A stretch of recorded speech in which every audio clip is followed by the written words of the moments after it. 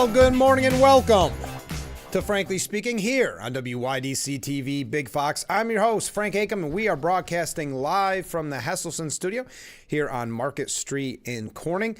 We've got a very busy show in store for you today. We're going to take a look at some things regarding Biden, also the Democrat ticket in general for the future. Yes, 2028, what Democrats are saying about their loss in 2024.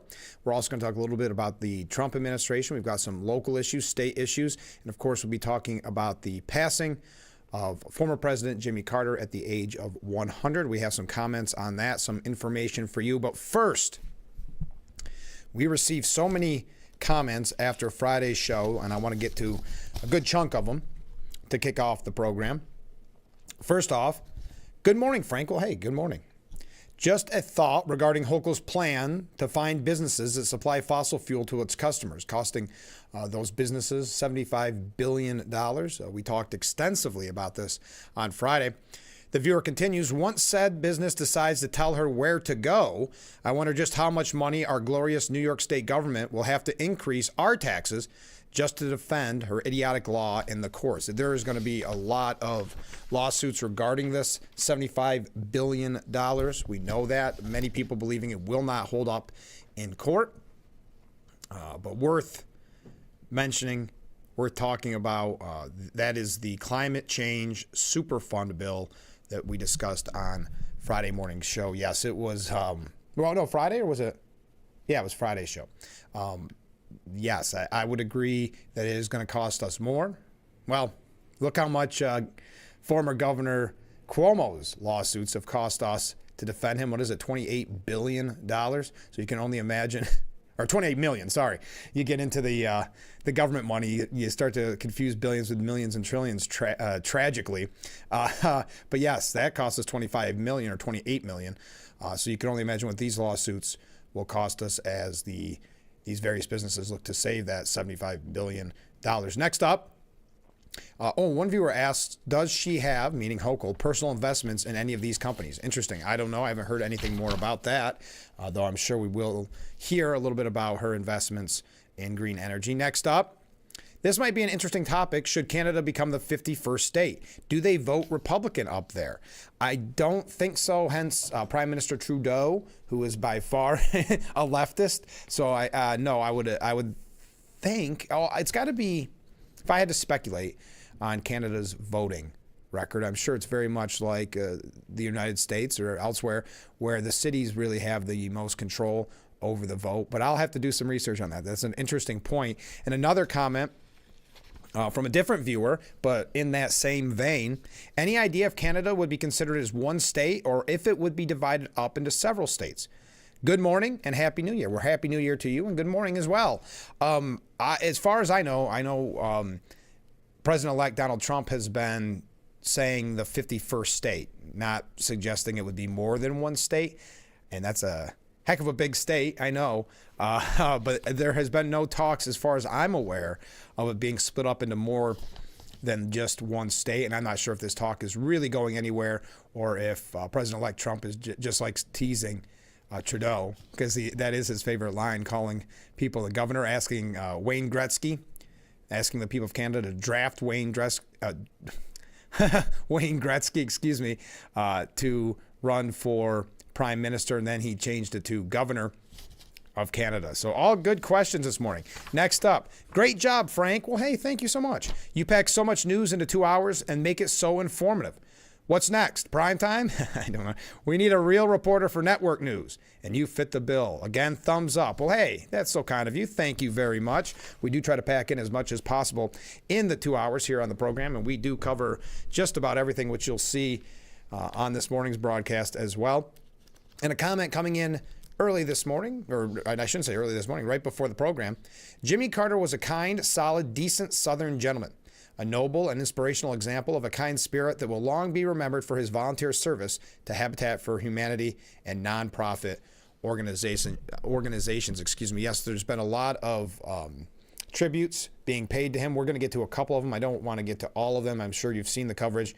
Longest living president, Jimmy Carter, dead at 100 years old. This is after spending nearly it's got to be very close to 2 years in hospice. If you recall, his grandson coming out at the time, nearly 2 years ago, saying that the end is near, and was surprised he made a peanut festival. I think the first year in, he made it to, unfortunately, his well, not that unfortunately he made it, but his passing of his dear wife. So Jimmy Carter, the Georgia peanut farmer who became the 39th president of the United States during a time of gas shortages, Cold War drama, and the Iran hostage crisis, died yesterday. He was 100 years old. He is the longest living president in U.S. history. He passed away in Plains, Georgia, the town where he was born, after spending nearly 2 years in hospice care. He survived his wife of 77 years. She died a little over a year ago, and she passed away at the age of 96 in 2023. Rosalind. The former president leaves behind 4 children, Jack, Chip, Jeff, and Amy, as well as 11 grandchildren and 14 grandchildren. In a statement by his son, Chip, saying, "My father was a hero not only to me, but to everyone who believes in peace, human rights, and unselfish love. My brothers, sisters, and I shared him with the rest of the world through these common beliefs. The world is our family because of the way he brought people together, and we thank you for honoring his memory by continuing to live those shared beliefs." So he is expected to lie in Rotunda ahead of the state funeral scheduled by Biden. Former President Carter is expected to lie in state in the Capitol Rotunda in January. Though the specific date has not yet been released, President Biden said in a White House statement Sunday night that Carter's funeral at the Washington National Cathedral is scheduled for January 9th, deeming the day a national day of mourning. Quote, "I call on the American people to assemble on the day in their respective places of worship, there to pay homage to the memory of President James Earl Carter Jr. I invite the people of the world who share our grief to join us in the solemn observance." Biden also ordered that all American flags fly at half-staff for the next 30 days. Wow. Now, the 39th president is expected to lie in state in both the Georgia state capitol and the U.S. Capitol before the state funeral in Washington, D.C., is what the New York Times is reporting. Former Senate Majority Leader Harry Reid was the most recent statesman to lie in state in January of 2022. 12 U.S. presidents have lain in state, beginning with former President Abraham Lincoln and most recently with former President George H.W. Bush, who died in November of 2018. Multiple observances of Carter's death are expected in coming days in Atlanta, Georgia, and Washington, D.C., is what the Carter Center has noted. The final arrangement for President Carter's state funeral, including all public events and motorcade routes, are still pending. Now, Donald Trump did release a very nice statement. President-elect Donald Trump reacted to Jimmy Carter's death on Truth Social, saying, "Those of us who have been fortunate to have served as president understand this is a very exclusive club, and only we can relate to the enormous responsibilities of leading the greatest nation in history. The challenges Jimmy faced as president came at a pivotal time for our country, and he did everything in his power to improve the lives of all Americans. For that, we all owe him a debt of gratitude." I thought that was a very nice statement. Continuing here, though, Melania and I are thinking warmly of the Carter family and their loved ones during this difficult time. We urge everyone to keep them in their hearts and prayers. In a follow-up post, Trump said that while I strongly disagreed with him philosophically and politically, I also realized that he truly loved and respected our country and all it stands for. He worked hard to make America a better place, and for that I give him my highest respect. He was a truly good man, and of course it will be greatly missed. He was also very consequential, far more than most presidents after he left the Oval Office. So that is a statement from President-elect Donald Trump. I thought that was a very nice, heartfelt statement. Biden used, now there's 2 different Biden kind of tributes. One is the one probably written, and this is not just Biden. Very often many presidents and senators and congressmen have statements written for them that they publish and maybe aren't even aware that it's on their Facebook page or on their Twitter or whatever. There is that statement. We kind of alluded to that, but he also took the opportunity, and this is one of the, I guess, the problems with politics, right? Takes the passing of Jimmy Carter and uses it as an opportunity to jab at Trump while applauding Jimmy Carter's decency. President Biden addressed the nation on Sunday in the wake of Jimmy Carter's death, commending the late statesman while also taking a swipe at the current president-elect during his speech. Biden, who sounded hoarse during the speech, said he lost a dear friend on Sunday, noting that he had known Carter for more than 50 years. During his remarks, Biden said Carter is a model of what it means to live a life of meaning and purpose, a life of principle, faith, and humanity. Some look at Jimmy Carter and see a man of bygone era with honesty and character, faith and humility. Faith and humility mattered, but I don't believe it's a bygone era. We all do well to try to be more like Jimmy Carter. He shared his fondest memories of Carter, saying he grabbed me by the arm and I said, "I need you to help my campaign." I said, "I've only been around a couple of years, Mr. Governor." "No, it'll make a difference," he said. I said, I'm not sure it will. When I endorsed him for president, I told him why I was endorsing him and that it was only his policies, not only his policies, but his character, his decency, the honor he communicated to everyone. When a reporter asked Biden what President-elect Trump should take from Carter's legacy, Biden replied, "Decency. Decency, decency, decency." Can you imagine Jimmy Carter walking by someone who needed something and just keep walking? Can you imagine Jimmy Carter referring to someone by the way they look or the way they talk? Biden's speech came after Trump issued his own statement about Carter's death, as I mentioned. So not what I would see as an opportunity to take a jab at the incoming president. Now you can analyze that for yourself. Does that seem decent to you, if we're going to use his term, to use that again as an opportunity to go after President-elect Donald Trump? I do have, and we're not going to spend all morning on this, I just have a couple other quick things. I'm not going to get to everybody's reactions. There's a couple that I thought were notable. Of course, all the former presidents reacted, all very heartfelt tributes. We can get to that if you'd like, but I'd love to hear your thoughts on this and any topic of the day. Another short week with New Year's coming up, so we only have, 2 days in the year 2024. So let's do a little recapping. What were your thoughts of the year 2024? I would love to hear from you on that. But right now, we got to take our first break. Stay with us. This is, Frankly Speaking, just getting warmed up. Stay with us.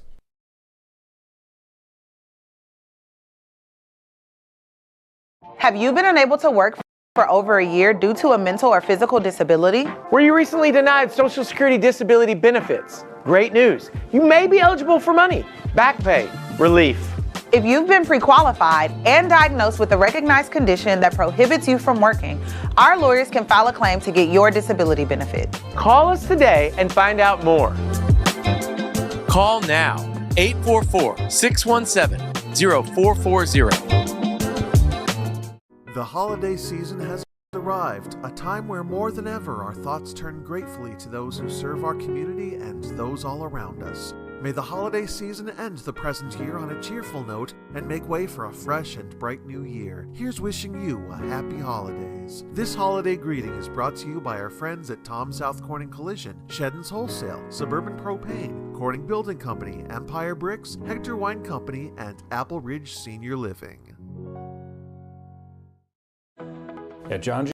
Ullman & Associates, our clients come first. As a fiduciary, we build personalized plans rooted in our shared ethics and values. And you've been doing this for 45 years?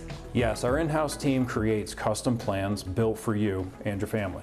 We like the idea of a relationship that lasts. That's what we're all about, helping you and your family build and protect wealth for generations. John G. Ullman & Associates, here for everything your money touches.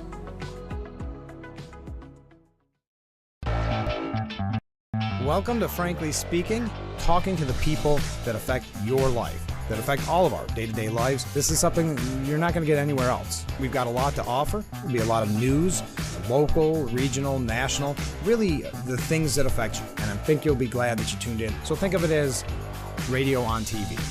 Frankly Speaking, live, 2 hours long, starting at 6 a.m. on WYDC TV Big Fox. This is history making. Fox website is here now. WYDCTV.com. Local and national news that keeps you informed and involved. WYDCTV.com. Today's weather up to date and in your town. WYDCTV.com. Sports news, local events, and health stories that affect you. WYDCTV.com. The Big Fox website. Your news here now. WYDCTV.com.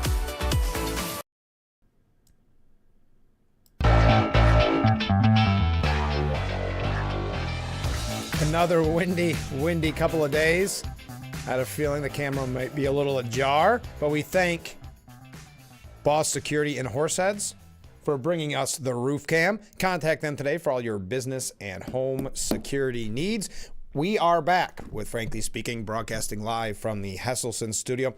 The Washington Post, and I thought this was pretty interesting. The Washington Post, this is a good point. I'm sorry, we have a comment from viewers. Morning, Frank. Well, hey, good morning. Did you happen to see the pictures that have surfaced of the Bidens rubbing elbows with the Chinese, thereby proving that he lied over and over? Yes, that was let me take a step back. That was a story that was buried at the perfect time.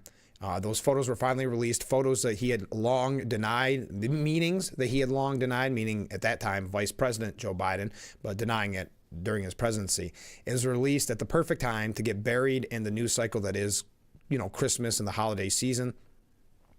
It made the rounds on conservative media, but has since died out. That's a very good point. I even, in full disclosure, I even forgot about it, though I did read it when it first broke, and the pictures were damning. They were, and I think it was the New York Post that put it together, all the times he denied these meetings had taken place. And it's in regard to Hunter Biden and the various meetings with the Chinese government officials and the people involved in Burisma and elsewhere. Yes, they were damning photos, but something that really with the Hunter pardon helps pardon him as well in a way. Unfortunately, I don't think a lot will come out from this, but I hope it does. I hope it's continue to be investigated, but I do have my doubts on it. But thank you for reminding me of that. Here I wanted to talk about that. Also, we're going to get to Biden later on, but it looks as if my prediction and all of your predictions, I don't like to just say it was mine, predictions were right that Joe Biden thinks he could have beat Donald Trump, and he is holding a serious grudge over the fact that he was ousted. We had talked about this over and over again. There is a report out that confirms what we've been saying. We're going to talk about that a little bit later on. I just thought you may find this interesting, a different look at Jimmy Carter, and it was 11 facts about Jimmy Carter that may surprise you by the Washington Post, and then a couple quick things, and then we're going to move on. Number one, this is hard to believe, but Jimmy Carter was the first future president born in a hospital. James Earl Carter Jr., Jimmy Carter, was delivered on October 1st, 1924, in a 60-bed hospital in Plains, becoming the first future president to be born in such a setting. A hospital birth may seem unremarkable today, but at the beginning of the 20th century, nearly all childbirths still took place at home, including the majority at the time of Mr. Carter's birth. Isn't that interesting? How quickly, I guess, time flies and things change. Number two, he was the first president to be inaugurated by a nickname, Jimmy, right? When Mr. Carter was sworn in 1977 on a family Bible, he took the presidential oath of office using the name Jimmy instead of James, his actual first name, which he rarely used. Bill Clinton and Joe Biden, who also used their nicknames in the White House, opted to be sworn in using their full names during their inaugurations. Interesting. Next up, Jimmy and Rosalind Carter were married longer than any other presidential couple.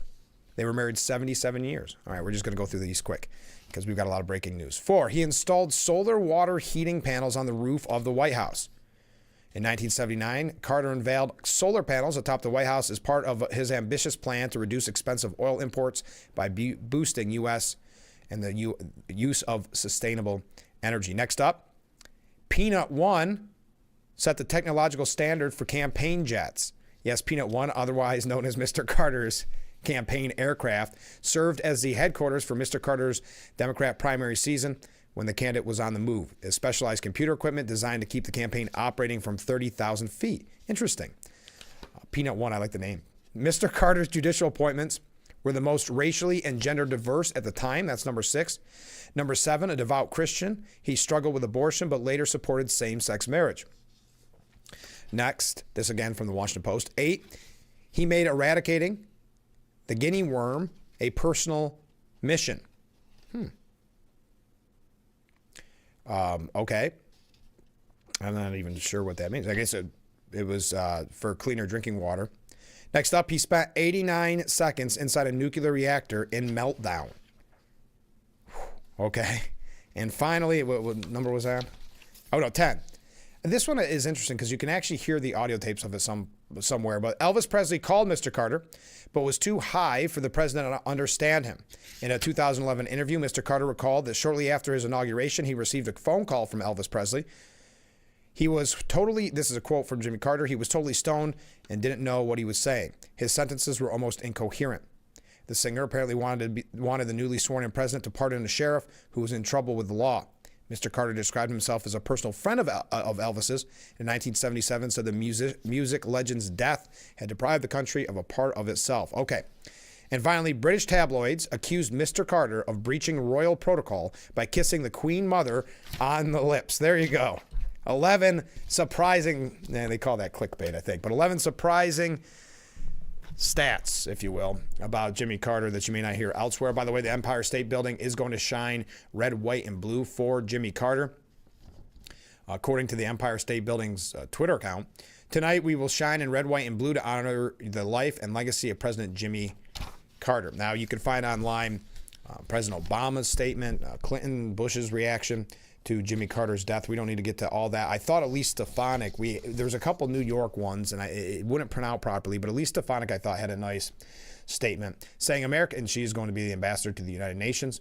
America is saddened to hear about the passing of President Jimmy Carter, who left a legacy of service to his fellow Americans. We send our prayers to the Carter family during this difficult time as America mourns his loss. All right. One last note. Man, we cover a lot on this program. Before we get into...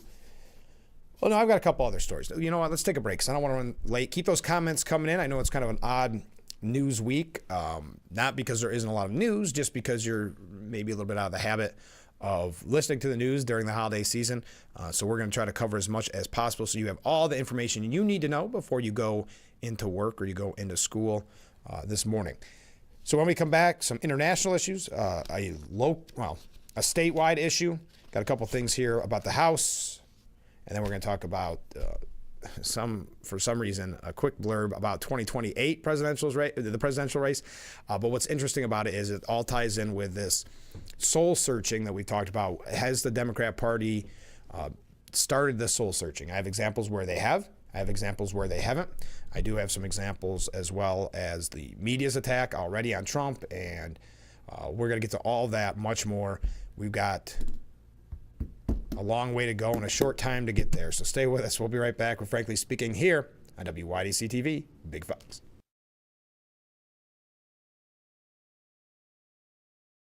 If you or a loved one regularly used hair relaxers or straighteners and were diagnosed with uterine, ovarian, or endometrial cancer, you may be entitled to significant financial compensation. I've used hair relaxers for years. I had no idea they could cause cancer. Chemical hair relaxers and straighteners have been linked to serious conditions, including several types of cancer. If you used hair relaxers and have been diagnosed with uterine, ovarian, or endometrial cancer, call us now. There's no fee unless we win your case. Call today.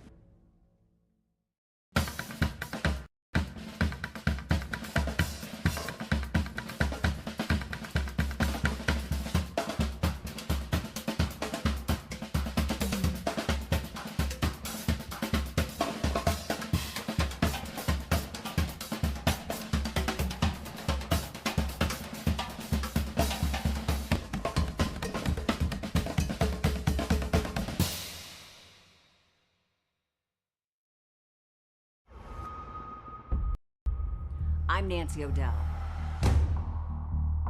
This is Crime Expose. It's chilling, it's haunting. We knew exactly who it was. Blood stains on her shorts. See you in September.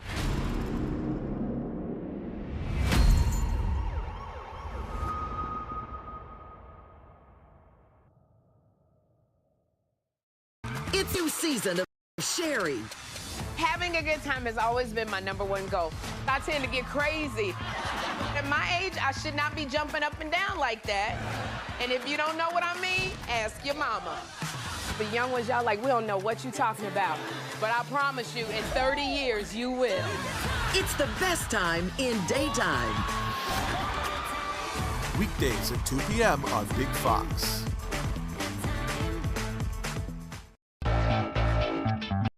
Welcome to Frankly Speaking, talking to the people that affect your life. that affect all of our day-to-day lives. This is something you're not going to get anywhere else. We've got a lot to offer. There'll be a lot of news, local, regional, national, really the things that affect you. And I think you'll be glad that you tuned in. So think of it as radio on TV. Frankly Speaking, live, 2 hours long, starting at 6 a.m. on WYDC TV Big Fox. This is... You can tell it's windy. The view keeps changing on the roof cam. Brought to you by Boss Security and Horseheads. Contact them today for all your business and home security needs. Welcome back to Frankly Speaking, as we broadcast live from the Hesselson studio here on Market Street. Our thoughts and prayers go out to Israeli Prime Minister Benjamin Netanyahu. He is undergoing major surgery. Israeli Prime Minister Benjamin Netanyahu underwent successful prostate removal surgery Sunday, a week after being diagnosed with a urinary tract infection. Netanyahu, who is 75 years old, went under the knife in Jerusalem, with the operation taking place as the premier manages war with Iran's terror proxies and faces his own corruption trial. The surgery took about 2 hours as doctors tackled a benign enlargement of his prostate, Israeli officials said. Now, they said it generally takes several days to recover from this. Netanyahu, however, was expected to have little time to rest. The Jewish state is still engaged in the fight with Iran's terror proxies, including Hamas in Gaza and Hezbollah in Lebanon. So just an update on that is something that we talk about quite often, which is someone we talk about quite often, Israeli Prime Minister Benjamin Netanyahu. Now, I know that we have here in the audience a big contingency, if you will, of hunters. Especially during deer season, you send me such great pictures and we have nice chats about how it all went, and I really do look forward to those. And a few years back, I brought to you, well, a few years, I've only been on the air not a little less than 2, but when we first started the program, we were talking about a pheasant shortage, because I know there's many bird hunters out there who enjoy a pheasant season. I want to warn you to prepare for what could be a major issue for future pheasant hunts in New York. This coming from the New York Times, and the headline instantly raised red flags at a time when we see Governor Hochul is signing law into law. You never know what direction she's going to go. When Albany's in session, we joke about it in a sad way with Sheriff Allard when he's on the program, talking about law enforcement concerned whenever they're in session, not knowing what laws will again tie the hands of law enforcement and coddle criminals. This is a little bit different. This is for our hunting friends, and this to me seems like a message to Governor Hochul and Albany coming from the New York Times. New York raises these pheasants to be shot. Is it hunting or cruelty? Some lawmakers hope to end a program that is meant to introduce children to field sports, but the critics say makes the birds easy targets if they don't die another way. Dead ring-necked pheasants were flattened into feathered splotches along a Long Island road. Heads, wings, and plumage were scattered at regular intervals. Live pheasants darted around nervously. The avian carnage was courtesy of a state-run pheasant stocking program that leaves thousands of birds at sites like this to die, and usually not at the hands of hunters. The state program, which began in 1908, and had a $1.4 million budget this year, provides 65,000 birds a year to foster interest in field sports among children and other novice hunters. But critics like Mr. DiLeonardo call it targeted practice with live animals that result in mass slaughter. Do you see the loaded language in this? So this is why I'm suggesting you should be concerned if you are a pheasant hunter in New York State. Serious hunters call the birds insultingly easy prey. I like that the New York Times, and specifically Corey Kilgan, who wrote this piece, I like that they speak for serious hunters. Some New York State legislators hope to end the program through a bill to be introduced next month. Under the program, the state raises pheasants for hunting season, which runs from November 1st through December on Long Island, and from October through February in much of the rest of New York. Every fall across the state, conservation workers release ring-necked pheasants, which are not native to the area. Being raised and fed in captivity before their abrupt release, the birds lack foraging and other survival skills, like a healthy fear of hunters or natural predators, is their claim. And this Mr. DiLeonardo, who is behind this push, has a very nice photo here of him hugging a pheasant, one of his rescue birds. But this makes them easy target practice for hunters, although most wind up dying first from car strikes, predators, starvation, or the cold. Many hunters refuse to hunt pen-raised pheasants for this very reason. They present no real challenge. Animal rights activists and hunting groups alike say the vast majority of the birds die within weeks of being released. Do you see where this is headed? I don't think this should come as a surprise to you. Albany, and specifically places like the New York Times, always looking for ways to go after hunters, go after sportsmen. Now, Mr. Rosenthal's bill would close the Reynolds Game Farm near Ithaca, the state-owned property where the birds are raised for release at dozens of sites in time for hunting season. The program is funded by federal excise tax on firearms and ammunitions and fees collected by the state for hunting licenses as part of its conservation fund. There are 25,000 pheasants bought as adults, 25,000 more bought at 6 to 8 weeks old and raised to adulthood, and 15,000 raised to adulthood through a related program that gives day-old chicks to private citizens, 4-H groups, and other educational groups. A spokesman for the Environmental Conservation Department said the agency had no comment on the program because of this pending legislation. Agency officials said that as many as half of the pheasants wind up being taken by hunters, and the hunting overall is one of the most popular forms of outdoor wildlife recreation in the state. More than 565,000 licensed hunters generate approximately $1.5 billion in economic activity each year. But you can see at a time when Governor Hochul's focused on things like fossil fuels and that $75 billion climate change super fund, essentially a tax on these fossil fuel industry leaders. That's $1.5 billion from hunters. And let's face it, there's a disdain, especially when you talk about, this is the New York Times, when you talk about the city, when you talk about many in Albany, there is a disdain or dislike for hunters and sportsmen and specifically gun owners. Again, I read all this, and I know many of you are getting very frustrated at the quote-unquote information or quote-unquote facts I'm giving you in this. I'm just warning you that if the New York Times is starting to push this, and you have certain far-left politicians in Albany start trying to push this, what happens in Albany? Because there was a time when some of the more zany laws were shot down. Not anymore, unfortunately.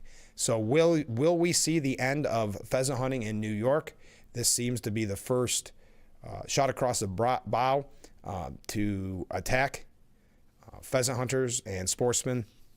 So just keep that in mind to all of our hunting friends out there and watching, frankly speaking. Yeah, it caught my attention. I saw it linked on Empire Report. If you don't go on Empire Report, I would highly recommend it. It's very much like a Drudge Report, but it's catered obviously to the Empire State, New York. But when I saw that, I said, uh-oh, this is the beginning of what could be the end to pheasant hunting. It's something that, like I said here, 1908, when they first started releasing these pheasants, get young people involved. It's a very fun sport to get young people involved. But I don't think many in Albany want young people to get involved in shooting sports and hunting, even though, as we see here in upstate New York, what that brings families close together, the safety aspect to it, the respect for guns and gun ownership. But when you have people like this writing out of Long Island or writing out of New York City or a representative out of New York City, do you think they'll really fight for your pheasant hunting?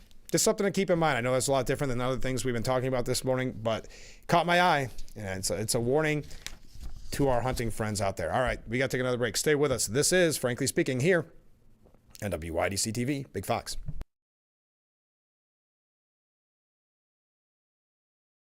If you or a loved one regularly used hair relaxers or straighteners and were diagnosed with uterine, ovarian, or endometrial cancer, you may be entitled to significant financial compensation. I've used hair relaxers for years. I had no idea they could cause cancer. Chemical hair relaxers and straighteners have been linked to serious conditions, including several types of cancer. If you used hair relaxers and have been diagnosed with uterine, ovarian, or endometrial cancer, call us now.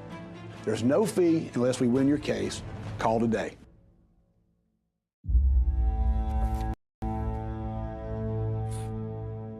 Heather and I had an argument just like any other couple.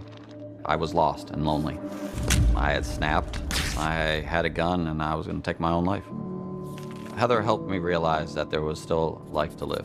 For the better of myself, my family, my weapon is now safely put away. My son, Ricky, took his life by the use of a firearm. It broke me in ways that I never knew that I could be broken. And I contemplated suicide. Afterwards, we found out his girlfriend, she was pregnant. If that was my grandson, I was gonna have to be here for him.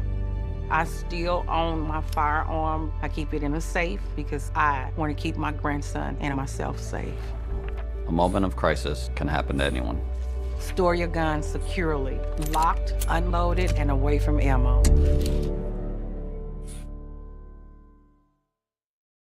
It's new season of Sherry. Having a good time has always been my number one goal. I tend to get crazy. At my age, I should not be jumping up and down like that. And if you don't know what I mean, ask your mama. The young ones, y'all like, we don't know what you're talking about. But I promise you, in 30 years, you will. It's the best time in daytime. Weekdays at 2 p.m. on Big Fox.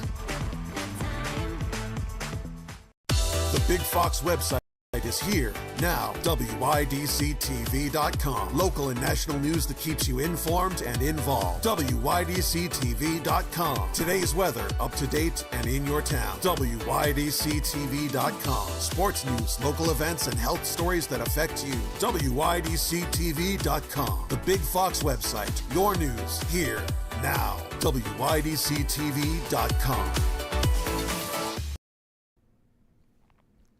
The Frankly Speaking Roof Cam brought to you by Boss Security in Horseheads. Contact them today for all your business and home security needs. We are back with Frankly Speaking, broadcasting live from the Hesselson's studio, covering a lot of issues this morning. By the way, over the weekend, Representative Mike Lawler, now you may know that name, he is from New York.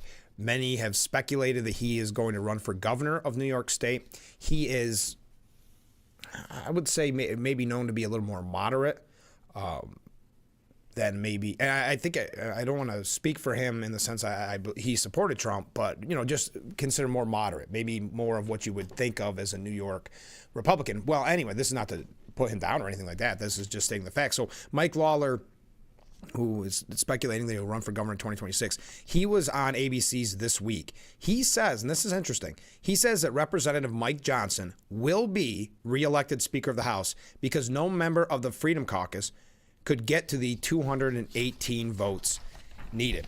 He said, the fact is that Mike Johnson inherited a disaster when Matt Gaetz and several of my colleagues teamed up with 208 Democrats to remove Kevin McCarthy, which will go down as the single stupidest thing I've ever seen in politics. With that said, removing Mike Johnson would equally be as stupid. The fact is these folks are playing with fire. And if they think they're somehow going to get a more conservative speaker, they're kidding themselves. Mike Johnson is arguably the most conservative speaker that's ever been elected to the office. He's done a great job keeping the conference unified, getting major things off the plate, and ultimately keeping the majority, which frankly, despite the best efforts of some of these same people that are now calling for Johnson's removal, we held on to the House because of seats like mine. And I'll be very clear, as I was during the Kevin McCarthy fight, I'm not going to bend to their will. So if they think somehow that they're going to end up with a stronger position by removing Mike Johnson, they are not. I think the bottom line here is that Donald Trump has been given a mandate to govern. He's been given majorities in the Senate and the House. And we have a lot of work to do on behalf of the American people with respect to the economy, with respect to the border, with respect to energy policy, and the foreign affairs disaster that has been left on Donald Trump's doorstep by Joe Biden and Kamala Harris. We can't get anything done unless we have a speaker, including certifying President Trump's election on January 6th. So to waste time over a nonsensical intramural food fight is a joke. And I think my colleagues, if they didn't learn anything from the 118th Congress, it would be that we absolutely do not need a fight over the speakership. Now, if you're not aware, that vote is coming up on January 3rd, at least the first vote. We saw what happened last go around with the Kevin McCarthy debacle and how long that took. So yes, keep this in mind. But then Jonathan Karl from ABC's This Week said, I mean, by my math, he can't afford to lose more than a single vote. And we already have one of your colleagues, Massey, saying he's not going to vote for him. Do you really think he's going to line up every single House Republican? Lawler said, well, first of all, we're going to have 219 members on January 3rd, assuming Matt Gaetz doesn't show up. And I guess that's a big assumption. But you have 219, you need 218. So that is tough math. Obviously, if you lose Thomas Massey, you still have 218. So at the end of the day, people better be very careful, though, because we're playing with fire. And if somebody thinks that they're going to be able to get 218 votes for somebody that, let's say, out of the Freedom Caucus, they're kidding themselves. So that's a question I pose to you. Do you think, Mike Lawler seems very confident there, do you think that Speaker Johnson on January 3rd will continue to be the Speaker? You heard my thoughts on the original continuing resolution. I think, and I don't really necessarily blame Speaker Johnson for this. He was thinking, okay, let's get ready for taking back the House or taking over the House again and the Senate, and let's focus on, March, when we get things settled. And then we'll have another, talk about a continuing resolution or an omnibus bill or whatever. He did not realize that when President Trump was elected, that President Trump wasn't thinking of January 20th to begin his term. He thought it November 5th. And it was Speaker Johnson doing things the way they've always been done in Washington, which left him behind the eight ball of what's really happening behind what you would call the MAGA movement, I suppose. So I don't really knock him. I think maybe he should have had more conversations with some other people instead of wanting to get something done, which is unfortunately the way things are in Washington. Just do it to get it done. And that's why I told you when I worked for former Congressman Joe Sempolinski, when he was in Congress, which was 4 months, he had to vote on, and he voted no, mind you, 2 continuing resolutions and 1 omnibus bill. So he had budget votes. Out of 4 months, he had to make 3 votes. All no, but something to keep in mind when you talk about kicking the can down the road. Okay, when we come back, I have a couple minutes. Let's talk about President Biden. Could we cover more topics this morning? My goodness. It's interesting that there's these new reports coming out. You had the Washington Post releasing that report, it was probably 2 weeks ago now, talking about how the White House covered Biden's mental decline from day one. And we're going to get to it later on, there was a reporter over the weekend that said that's the biggest story of the year, not covering his cognitive decline. I've mentioned it on this program. I think it's one of the biggest scandals in presidential history. And now on top of that, you've got the photos meeting with those various Chinese businessmen and Chinese leaders that he has denied from day one. Those photos have been released. Perfect timing after it has no consequence because the election is over.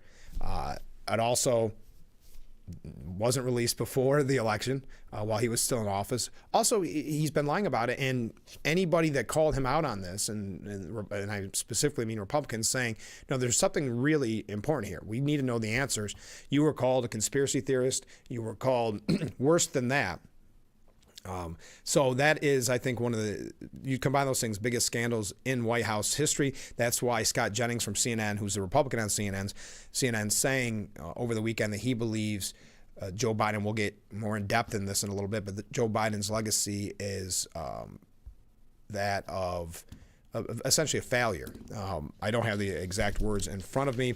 A disgrace. That's what it was. I was drawing a blank on the word. But his legacy is that of disgrace. We're going to talk about that. But we also learned that Joe Biden really wanted to use this lawfare earlier and with more force against Donald Trump.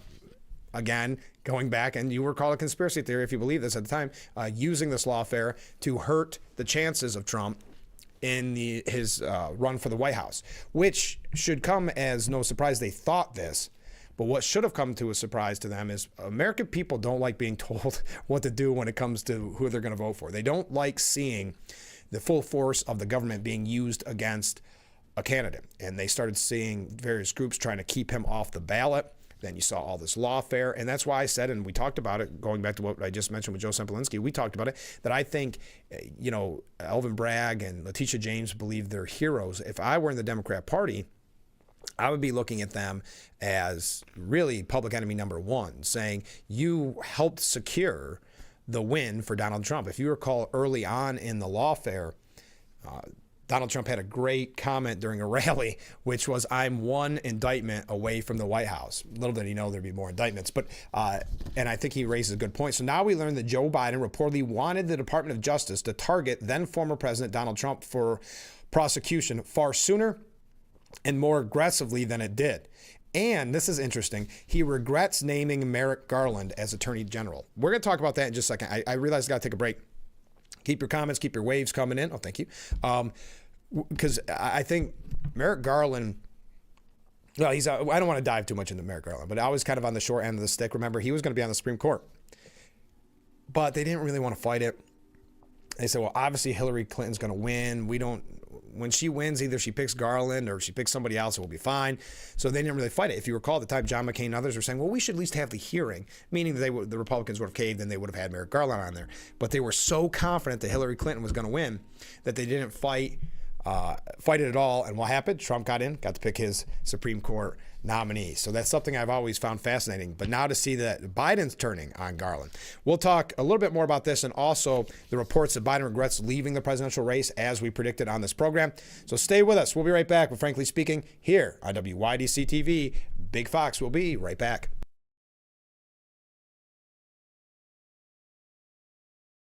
Attention, Elmeron may lead to vision loss. If you have suffered vision problems after taking Elmeron to treat bladder pain, call the Hearn Law Firm.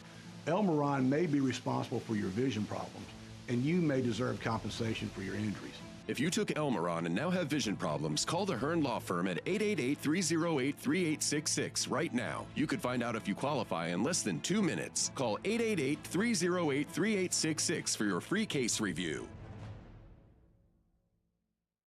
The holiday season has arrived, a time where more than ever our thoughts turn gratefully to those who serve our community and those all around us. May the holiday season end the present year on a cheerful note and make way for a fresh and bright new year. Here's wishing you a happy holidays. This holiday greeting is brought to you by our friends at Tom South Corning Collision, Sheddon's Wholesale, Suburban Propane, Corning Building Company, Empire Bricks, Hector Wine Company, and Apple Ridge Senior Living.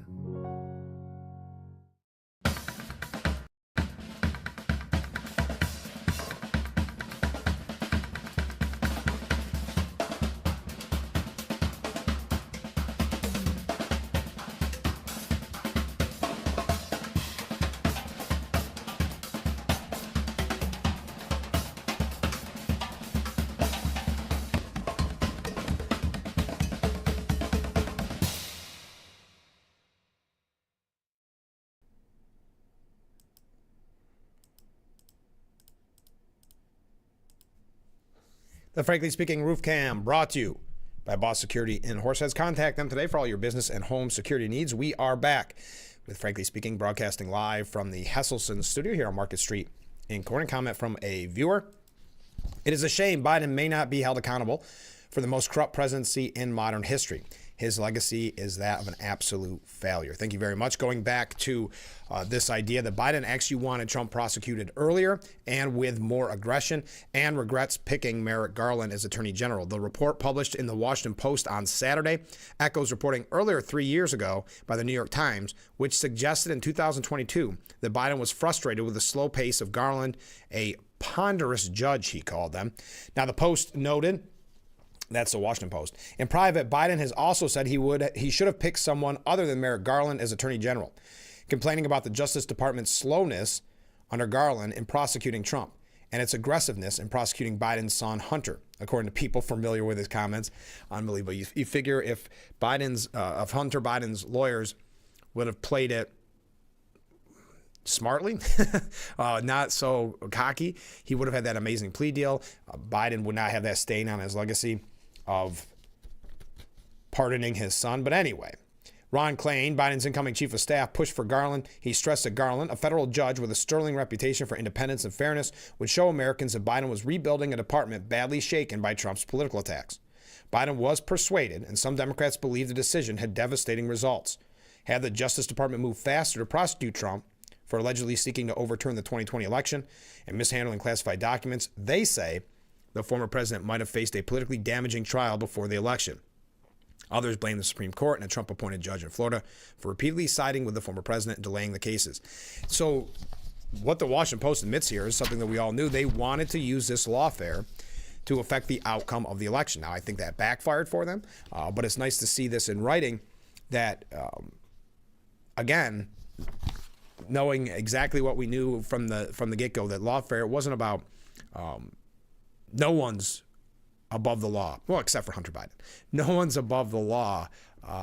That was they're talking about, but we know it was just actually kind of a campaign rally to misuse the law to persecute and prosecute former President Trump, now President-elect Trump. But to be election, there's a lot of Democrats mad at that. When we talk about doing the soul searching, a lot of Democrats are mad too with the pardon of Hunter Biden because, number one, they can't really defend it.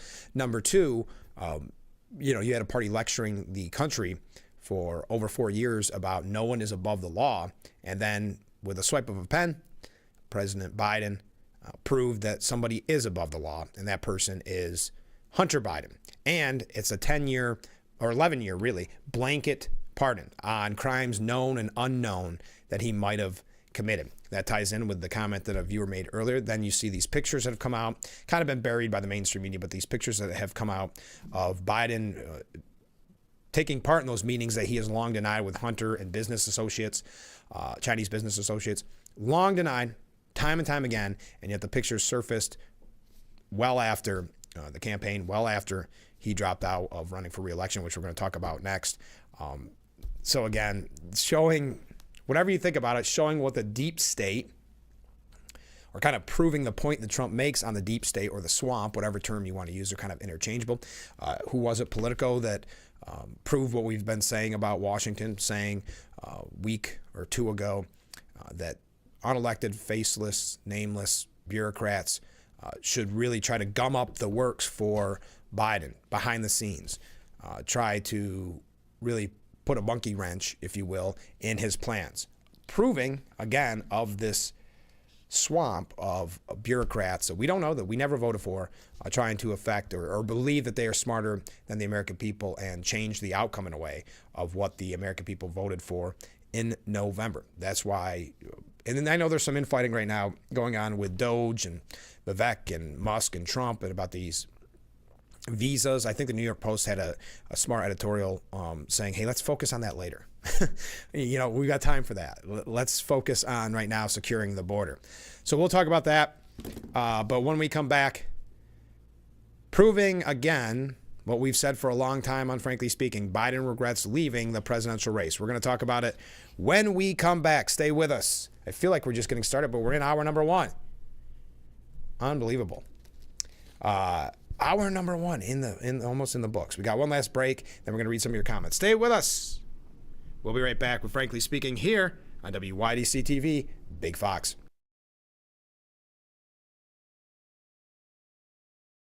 Have you been unable to work for over a year due to a mental or physical disability? Were you recently denied Social Security disability benefits? Great news. You may be eligible for money, back pay, relief. If you've been pre-qualified and diagnosed with a recognized condition that prohibits you from working, our lawyers can file a claim to get your disability benefit. Call us today and find out more. Call now, 844-617-0440. Isn't your wellness important? Don't you want more energy? Now's the best time to make every day better and relieve those achy muscles and pains than with the Hesselson's Hot Tub. Hesselson's has hot tubs in stock and available for immediate delivery with unbelievable savings. Hesselson's offers 0% interest-free financing for up to 5 full years. Hesselson's carries the only hot tub brand in the industry with the exclusive freshwater salt system that is eco-friendly and easy to use and only enhances your hot tubbing experience. Come in today and see why your next hot tub should be a Hesselson's hot tub. And remember, it's always fun to poke in the corners at Hesselson's. And Missy face off in Why can't we watch DuckTales? Because we don't learn anything. Book Smarts versus Street Smarts. Is it working? Are you feeling motivated? Very. It's the battle of twins. Life is so confusing. I always hoped it would be easier for me when I grew up. It's gonna be all right. You were faking. Bazinga. Young Sheldon.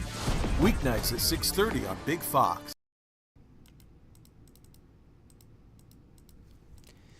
The Frankly Speaking Roof Cam brought to you by Boss Security in Horseheads. Contact Boss Security for all your business and home security needs.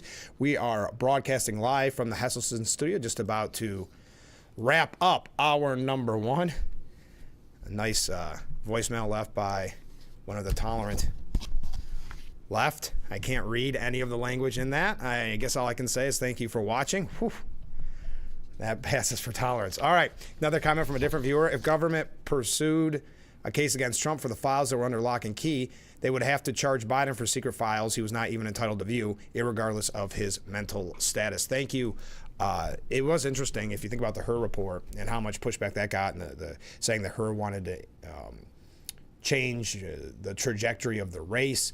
All Hur said is what we've all learned, and we knew at the time even, that that Biden was having issues with his mental health. And what was Hur's actual point? That he would just have too much of a grandfather figure, that no jury would find him guilty. And boy, there's a lot of pushback on that. So Biden regrets leaving the presidential race, thinking he could have beaten Trump. President Biden privately regrets dropping out of this year's presidential election and reportedly insists he could have beaten President-elect Trump if he wasn't pushed out of the race by his own party. We had predicted at the time that this would be his thought process, that there would be a little bit of the "I told you so" after the election. That's why people, even Joe Rogan, though we brought it up earlier, saying at the time of that speech right after the election, where he just seemed so happy. It was the best spirits we'd seen Biden in for quite some time. Biden and some of his aides have boasted to confidants in recent days that the president should have stayed in the race and could have won a second term. That's according to this report from the Washington Post, citing multiple anonymous sources briefed on the conversation. So again, keep that in mind, anonymous sources. We're going to talk about this a little bit more in depth, only because we've talked about it so frequently on this program, what our thought process was behind this. That's why a lot of people think that he endorsed Kamala Harris so quickly, because he wanted to show to the Obamas, the Pelosi's, the elites in the Democrat Party that one last power move, which is, okay, see if you can win with Harris then. You want me out, see if you can win with Harris. That was some people's thought process at the time. So we're going to talk about what the Washington Post is reporting. We've got a couple updates outside of that on Biden, the Democrat Party, also Trump with this Elon Musk and this H-1B visa kind of drama, if we get a chance to get to that. A couple other things as well. Can't believe hour number 1 is in the books, and I appreciate you joining us as we wind down 2024. I would ask, between today's show and tomorrow's show, when you look back at 2024, what do you think of? What is your feelings on 2024? Also, this is hokey, but if you want to, you can tell us what your New Year's resolution is. It seems like that's something others do, but you can tell us your New Year's resolution if you're someone that does take part in New Year's resolutions. I do have a couple of local updates that I want to get to at some point in this program. I'm just trying to look at my time. And yes, we are going to talk about a little bit here about Biden.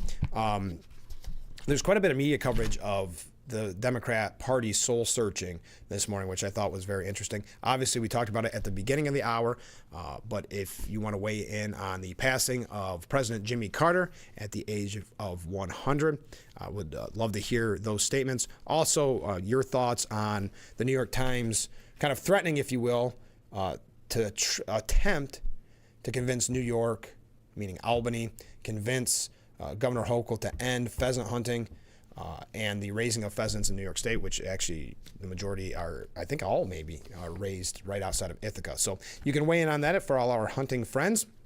Keep those comments coming in, keep those waves coming in, and we will be right back with Frankly Speaking here on WYDC TV. Big Fox, please stay with us.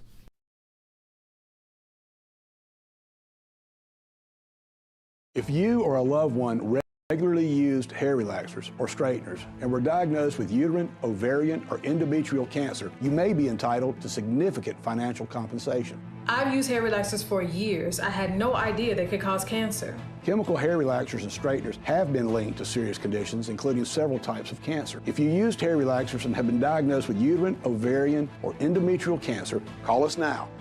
There's no fee unless we win your case. Call today. The holiday season has arrived, a time where more than ever our thoughts turn gratefully to those who serve our community and those all around us. May the holiday season end the present year on a cheerful note and make way for a fresh and bright new year. Here's wishing you a happy holidays. This holiday greeting is brought to you by our friends at Tom South Corning Collision, Sheddon's Wholesale, Suburban Propane, Corning Building Company, Empire Bricks, Hector Wine Company, and Apple Ridge Senior Living. I'm Mary Crawford. I've lived here for 70 years, but I do fine right here in my house. and I want to be here as long as I can be.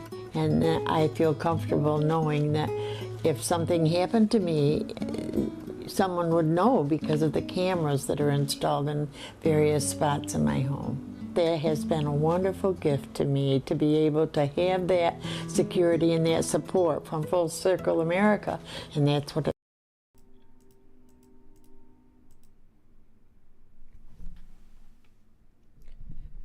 Hour number 2 of Frankly Speaking. Welcome back as we broadcast live from the Hesselson studio.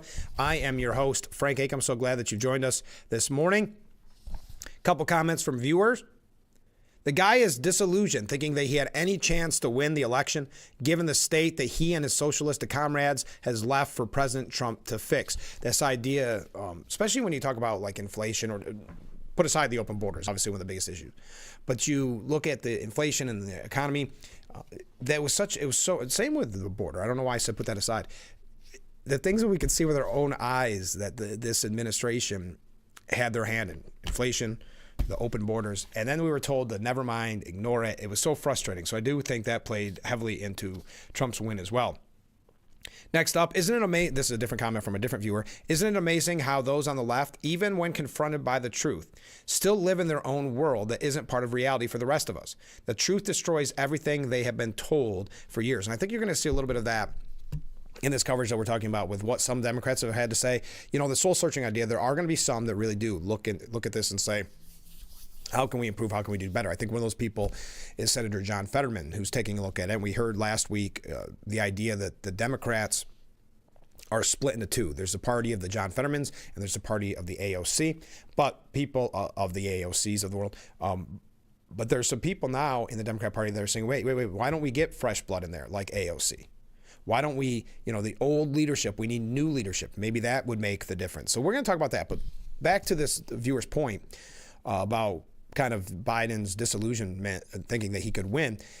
But we had talked about that from the early days of him being ousted. That, first of all, remember, he had been told, and just like we as Americans have been told over and over again, that he was fine, he was sharp as a tack, and of course, he's going to win for 4 more years, and he's going to do great in those 4 years. So if he's hearing that same thing, and that's what was reported on the Washington Post, that only certain news was given to him because of his mental decline. If he's only hearing that, and then all of a sudden Nancy Pelosi shows up and goes, you had one bad debate, you're out, I can understand that grudge that he would hold. Again, I think it is fantastical to think that he could have won. I think that's only, but remember, Biden's always had an ego. His family's always had that ego. And he's always thought that the elites underrated him. So there was a very, I think, that stabbing in the back, that coup, whatever you want to call it, frustrated him, made him angry. And this report from the Washington Post is essentially saying what we'd been thinking that he was thinking, which is, I told you so. Well, and that's why a lot of people said that's why he endorsed Kamala Harris, to make it even more difficult for him. Aides say the president had been careful not to place blame on Harris or campaign. However, the president all but admitted during a CBS News Sunday morning interview in August that Nancy Pelosi led the charge because Dems in the House and Senate were worried that he dragged down their chances of being reelected, if you recall at the time. Many Democrats blame Harris's loss on Biden's insistence not to drop out sooner. So he's going to have trouble if he wants to create the picture, the narrative, because no one wants to take blame. The Pelosi's of the world, no one wants to take blame. So if him and his aides are trying to create the narrative that he could have won, he's going to have to get out ahead of this, because a lot of leading Democrats are saying it's his fault, which I think is very, well, it shows you politics in a nutshell, that you have a guy who they propped up for 3.5 years and then said he could win for 4 more years, then stabbing him in the back. A guy who'd been loyal to the Democrat Party for 50 plus years, stabbing him in the back and saying, now, after all that, saying, oh yeah, by the way, I think it was Fetterman on this one too, that said you can't have it both ways. Now saying, oh, he should have got out earlier. The president has been operating on a time horizon measured in decades, while the political cycle is measured in 4 years, Jake Sullivan said. Biden in recent weeks has admitted to some of the gaffes he made in office, including that he screwed up during the debate and was stupid for not getting credit by putting his name on the pandemic relief checks and his administration set out in 2021, as Trump did as president in 2020. And Biden and his aides have also conceded the administration could have done a better job lifting American spirits during the pandemic. Repeating claims made in Bob Woodward's book War, the Washington Post reported Biden has also been telling confidants he shouldn't have picked Merrick Garland, as I mentioned earlier in the program. How about this? So the Washington Post, how about this headline? So like I said, I don't think everybody's learned their lesson. Joe Biden's lonely battle to sell his vision of American democracy. I have come to the conclusion in recent days, and I'm wrong about that, the South Carolina Democrat 84, meaning James Clyburn. Let me take a step back. James Clyburn met Joe Biden at the White House earlier this year to deliver a stern message. Biden had to find a way to revitalize his flagging campaign. Clyburn, who had been pivotal to Biden's 2020 victory, also made a confession about his own long-standing belief that substance is more important than style in politics. I've come to the conclusion in recent days that I'm wrong about that. The new environment is that we currently live in. Style seems to carry the day more than substance. Your style, he told Biden, does not lend itself well to the environment we're currently in. Clyburn's conclusion, which was shared by anxious Democrats in the months before the president ended his reelection bid, undermined Biden's theory of presidential leadership. After Donald Trump's ascent, Biden believed that he just needed to show Americans that traditional democracy still worked by listening to experts, working with Republicans, passing popular policies, and voters would rally around him. He succeeded in phase one of his plan, enacting legislation, much of it bipartisan, to reshape the nation's infrastructure, revive the semiconductor industry, and fight climate change. But phase two never happened. The truth of Biden's presidency is that he failed in what was, by his own account, his most important mission, making Trump's presidency seem like an aberration. He governed through traditional processes and institutions, said Julian Zelzer. It didn't change the picture of where he started. This anger in the electoral towards institutions, the support for a pretty radical conservative vision that Donald Trump embodies, it doesn't do anything to end the very intense polarization that exists in the country. Anyway, I don't want to read the whole thing. That's the Washington Post. So I don't think the media has necessarily learned their lesson. Some have, some haven't. I mean, ratings are plummeting in the news. And this is a really, in full honesty, this is a very difficult part of the news year because people are focused on the holidays. They're not really interested in news and politics in many ways. A lot of times the major hosts have taken, and anchors have taken this time off because it is such a slow time. But even before that, right after Election Day, November 5th, November 6th, you started to see a drop and a historic drop in viewership, especially at places like MSNBC. But also on the late night shows. The late night shows making these jokes at Trump's expense and propping up Democrat candidates for so many years. They never learned their lesson. Some even crying on election night during their coverage that Harris had lost. So not really learning their lesson, which is typical of the media. So what I'm going to show you here coming up in the program are these kind of back and forth ideas. Those that are doing real soul searching, those that are looking for the answers of why the Democrats lost in the historic landslide, and why, on the other side of that coin, the ones that haven't learned and are still pushing the same kind of, perhaps you would call it woke agenda, or the same far left agenda. Now, sticking with Joe Biden, former Hillary Clinton advisor, Karen, and now this is how this works. Keep this in mind. Let's start this over. Former Hillary Clinton advisor and CNN contributor. You ever notice? Well, look at Karine Jean-Pierre. If she wants to, she'll have a show on MSNBC. Well, their ratings are down so much they may not be able to pay her what she'd want, but she'll land on her feet if she wants to in the media. But this former Hillary Clinton advisor and CNN contributor, Karen Finney, argued that President Biden's record, quote, will stand the test of time as he leaves office.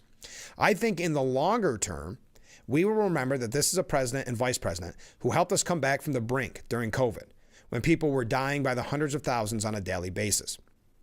This was on, by the way, CNN's State of the Union.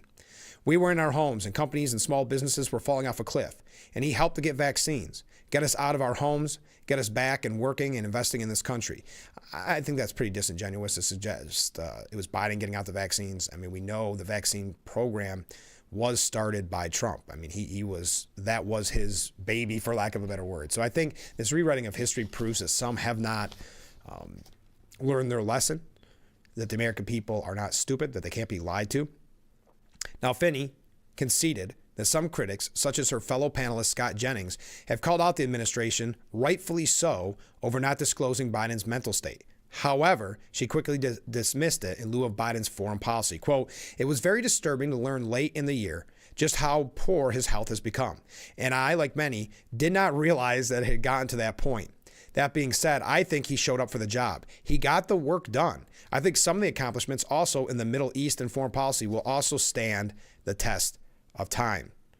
Now, Jennings pushed back on that claim, particularly the argument that Biden got a number of hostages home from the Middle East. Look, I think he's going to leave office in disgrace. And we're going to get to exactly what Jennings had to say here in just a moment, because I don't want to run too late. But to think that his legacy will stand the test of time, the exchange between Finney and Jennings did get very heated. But if it goes back to that point that I made on this program numerous times, if Biden is so good, why do you have to lie about his record? If Trump is so bad, why do you have to lie or take out of context things that he's said and done? That's what's always confused me. But again, they're banking on the fact that you are a partisan watching their show and don't mind. And I know I tell this story, I know it's anecdotal, but watching the election night coverage on the mainstream media and having them talk to me as if I obviously wanted Harris to win and that we were just looking for a way to do that together.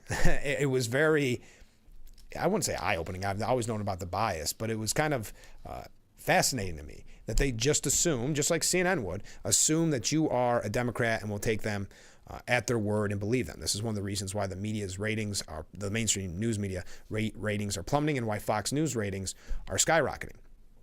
Because people are done with a bias. People are done, and they try to write it off and saying, well, because Republicans have something to be excited about because Trump won. No, that doesn't equate to me. I mean, it's not as if when Biden won, I turned off the news. Maybe you did. So I think that's just a way, again, not learning, not soul searching, looking for excuses. We're going to talk a little bit more about it and what Scott Jennings, who was on fire during the election in a good way. He's a CNN contributor. He's their lone Republican, if you will, and he has not been pulling any punches. So again, asking you a question, what do you think about 2024? Any New Year's resolutions?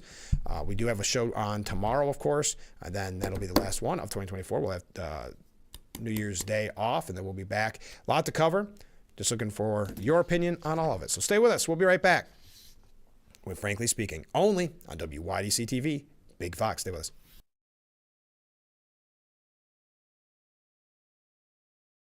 When I was in law school, my father had to stop working when he developed early Alzheimer's. Social Security disability benefits saved my parents financially. I'm Peter Gorton of Lockman & Gorton. Now I'm a lawyer who helps people when they need Social Security disability. If you can't work, I'd like to help. For a free consultation, call Lockman & Gorton toll-free 1-800-698-0567.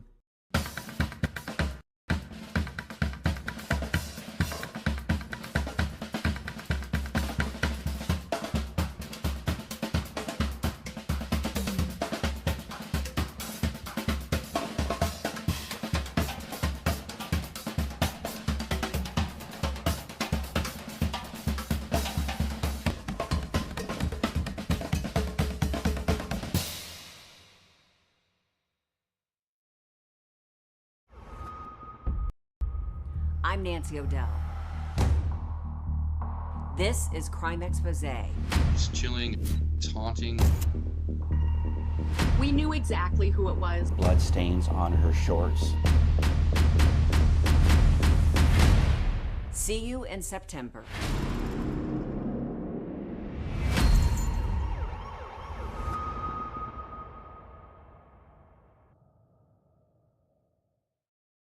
Name something with a diamond in it.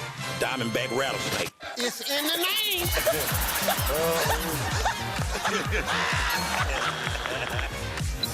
Name a low-calorie food you might make your edible underwear out of. Salmon. Watch it weeknights. Share it the next day. Wild caught Norwegian teriyaki. Share in the fun. Weeknights on Family Feud. 7 and 7:30 on Big Fox.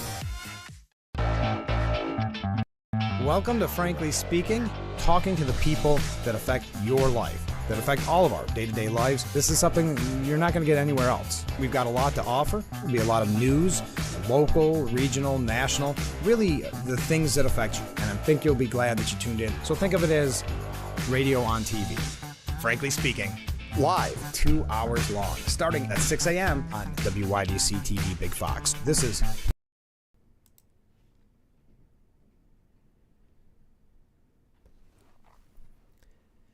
the Frankly Speaking Roof Cam, brought to you by Boss Security in Horseheads. Contact them today for all your business and home security needs. Welcome back to Frankly Speaking as we broadcast live from the Hesselson studio. So glad that you're joining us.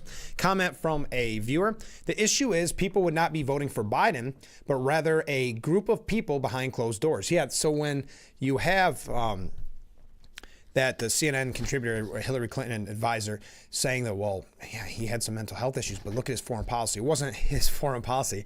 It's the people behind closed doors that you didn't know you were voting for. But continuing, let's be real. This guy barely knows what day it is, let alone what is going on. After all, why would Hunter and Jill be attending and running staff meetings? Was that even legal? Certainly not ethical. And for real, Harris was just a bad candidate, period. Yes, there's some comments on that where now, thank you for the waves, people are coming out and saying that it wasn't, there's a myriad of issues of why she lost. She just wasn't a good candidate. We're going to take a look at whose names already being thrown around for 2028. I know Harris believes that she could win it. And I can understand why she would think that, because the polls are understandably going to show that she's in the lead because she just spent $1.5 billion and then some to get her name out there, get her record out there. Well, her name out there anyway. So of course she would be number one in a poll right now. I don't think that lasts. And there's also talks that she may run for governor of California. But back to what CNN contributor Scott Jennings said on CNN's State of the Union. Dana Bash said, look, it is going to be really just days from now. Joe Biden will no longer be president. How will his time in office be remembered? Jennings said, quote, look, I think he's going to leave office in disgrace. The Hunter Biden pardon was disgraceful. He's going to be remembered largely for inflation and for the disastrous Afghanistan pullout. I think we will continue to. We're just getting the first draft of this now. But as we continue to learn about the massive cover-up that went on, not about his health, but about his mental acuity, to cover that up, the efforts that were undertaken by the White House staff, by his family, not in the last couple of months, but for all 4 years, I think it's going to be a really ugly chapter. It is a diminished presidency because of it. And I think we still don't know the full extent of what they did to try to hide what they've been doing over in the West Wing. But I would also say the media is culpable in this, and that's why a CBS News journalist, this was surprising. Again, I do think there are some that have learned a little bit of their lesson. Veteran CBS News reporter Jan Crawford dinged the news organization for not thoroughly covering Biden's obvious cognitive decline. It's not even that they didn't cover it.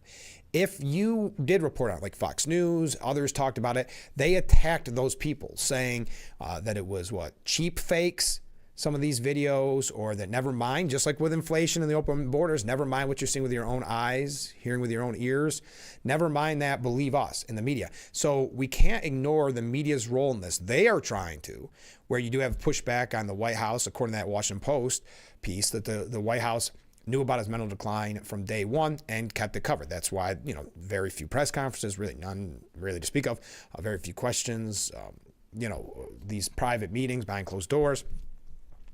Crawford, the network's chief legal correspondent, insisted stronger reporting on the topic would have changed the entire election as she responded to a question on Face the Nation. Yeah, so for all these Democrats that are upset that he did not get out earlier, maybe they should, and that's, elected Democrats, those in the media, maybe they should be mad at the media.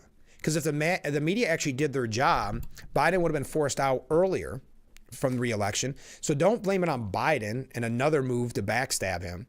Blame it on the media who refused to report on this. They knew, they were following along, or the Nancy Pelosi's and the Chuck Schumers and the Kamala Harris's that were in his inner circle. Why didn't they report on it? So when they go out and blame Biden for this, for not getting out earlier, if the media would have done their jobs and reported on it, he would have been out earlier. So don't blame him, blame the media who have kind of put their heads in the sand, hoping that you won't consider them as part of this scandal. Major Garrett asked about the most underreported story in 2024. That's when Jan Crawford said undercovered and underreported. That would be, to me, Joe Biden's obvious cognitive decline that became undeniable in the televised debate. She then noted recent reporting by the Wall Street Journal. I've been saying the Washington Post this morning. I didn't mean the Wall Street Journal. That detailed how White House aides covered up Biden's mental decline over the past 4 years. The explosive report, which we reported on at the time here on Frankly Speaking, says that staffers formed a tight circle around the 82-year-old Democrat to limit his in-person reaction. And yet she insisted that he could still run for president. We should have, let me try to take a step back here. I got distracted by a noise in the background. All right. Crawford said, and yeah, he insisted that he could still run for president.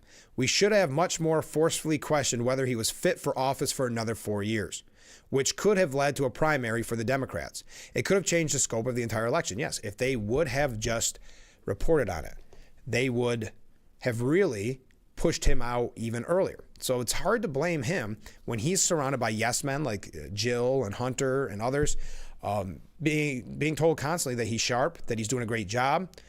Things have never been better in this country. You're George Washington. You should be on Mount Rushmore, these type of things. If you're being told these things, why wouldn't you think you're ready for another 4 years? And you know in the back of your mind, at least in Biden's way of thinking, that he's the only one that ever, a Democrat, that beat Donald Trump. So if the reporting would have started earlier, the fair reporting, not the political activist reporting that we see so frequently, he would have been out, to Jan Crawford's point. There would have been perhaps a primary, or at least Kamala Harris would have had longer to run. It could have changed the scope of the entire election. Now, we don't have to go through the whole history. But really, the news outlets that did report on his cognitive decline were ridiculed, mocked, called conspiracy theorists, called far-right news, just like the New York Post, who covered it. Crawford said, yet still incredibly, we read in the Washington Post that his advisors are saying that he regrets that he dropped out of the race, that he thinks he could have beaten Trump. I think that is either delusional or they're gaslighting the American people. Robert Costa, CBS News chief election and campaign correspondent, noted on Face the Nation that Biden has said he was sick during his rough debate performance. He's always been fine and he leaves fine. This is his position, the position of many of his top aides, as well as even those there in that reporting. So maybe he's trying to rewrite history that, he just had one bad debate performance. Interesting. Now, we've got a couple other things about Democrats here. We got some about the Republicans. We got some of your comments that we need to read, or not need to read, want to read. We'll be coming up with those next after the break, so stay with us. We'll be right back with Frankly Speaking here on WYDC TV. Big Fox. We'll be right back.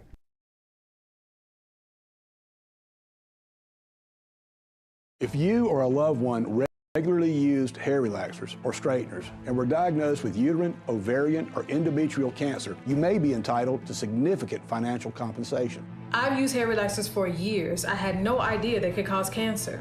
Chemical hair relaxers and straighteners have been linked to serious conditions, including several types of cancer. If you used hair relaxers and have been diagnosed with uterine, ovarian, or endometrial cancer, call us now. There's no fee unless we win your case. Call today. The holiday season has arrived, a time where more than ever our thoughts turn gratefully to those who serve our community and those all around us. May the holiday season end the present year on a cheerful note and make way for a fresh and bright new year. Here's wishing you a happy holidays. This holiday greeting is brought to you by our friends at Tom South Corning Collision, Sheddon's Wholesale, Suburban Propane, Corning Building Company, Empire Bricks, Hector Wine Company, and Apple Ridge Senior Living. Football's newest show breaks down all things NFL. GMFB Overtime. Check out top highlights, player interviews, special guests, and everything in between. 5 days a week. GMFB Overtime. It's football for everyone.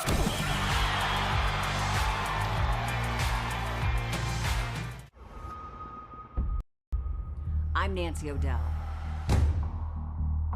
This is Crime Expose. It's chilling, it's haunting.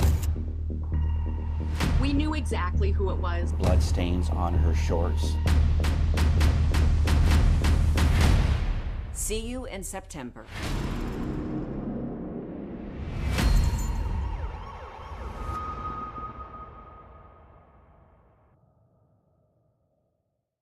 The Fox website is here, now. WYDCTV.com. Local and national news that keeps you informed and involved. WYDCTV.com. Today's weather, up to date and in your town. WYDCTV.com. Sports news, local events, and health stories that affect you. WYDCTV.com. The Big Fox website. Your news, here, now. WYDCTV.com.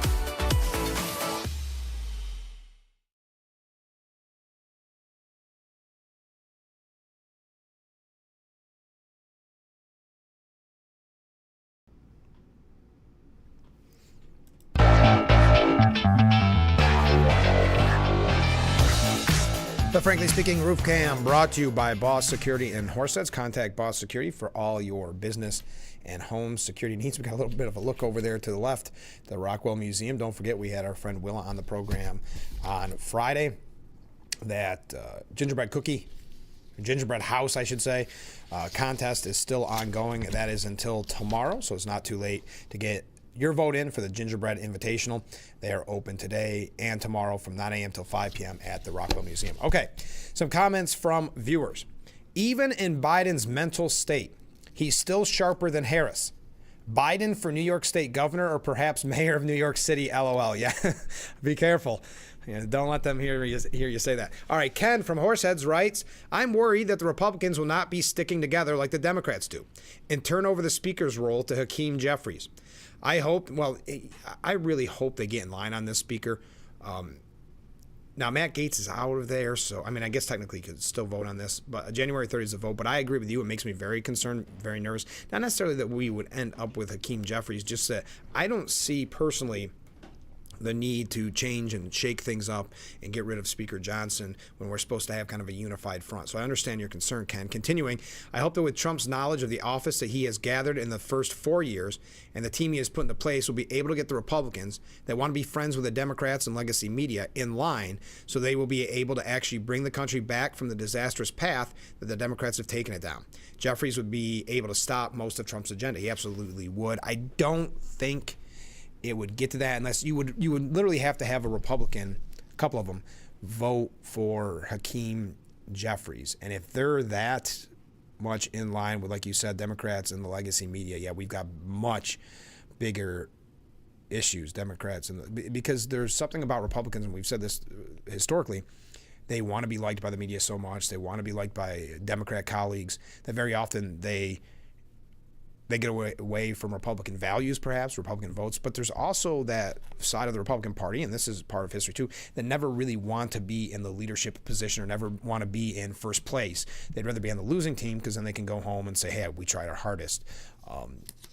But then not have to make any real tough decisions. I would point to Paul Ryan on that when Trump won the first time and not having something prepared to alter and change or eliminate Obamacare. So I understand your concern, Ken, and I thank you for that sentiment. And that's why January 30th is going to be a very important day, something to watch closely. I hope there is a unified front, no matter what you think of Speaker Johnson. I think he has done a good enough job and a fair enough job, and I think has been a strong enough Trump supporter that you can overlook, I would hope, the one instance of perhaps the continuing resolution that was kind of the old way of Washington doing things and not realizing that was a thing of the past. He realized it, but thought that was going to start on January 20th when Trump got sworn in, when in fact, in Trump's mind, everything started on November 5th. So, all right, Democrat lawmakers are slamming their party for being stuck in their old ways after AOC's Oversight Committee loss. We talked about this when the news first broke that she was going for this leadership position, and that Nancy Pelosi was working hard against her to put in what you would maybe call the old guard, or in this case, the old ways, and putting in someone who had been there for a very long time. Representative Jasmine Crockett from Texas said her party was still stuck in their old ways while reacting to AOC's failed bid to be the top Democrat Oversight Committee chair, and suggested they were too focused on seniority. Quote, while I think both are absolutely qualified, I do think that within the Democrat caucus, we are really stuck in our old ways of doing things, which is you get there by seniority.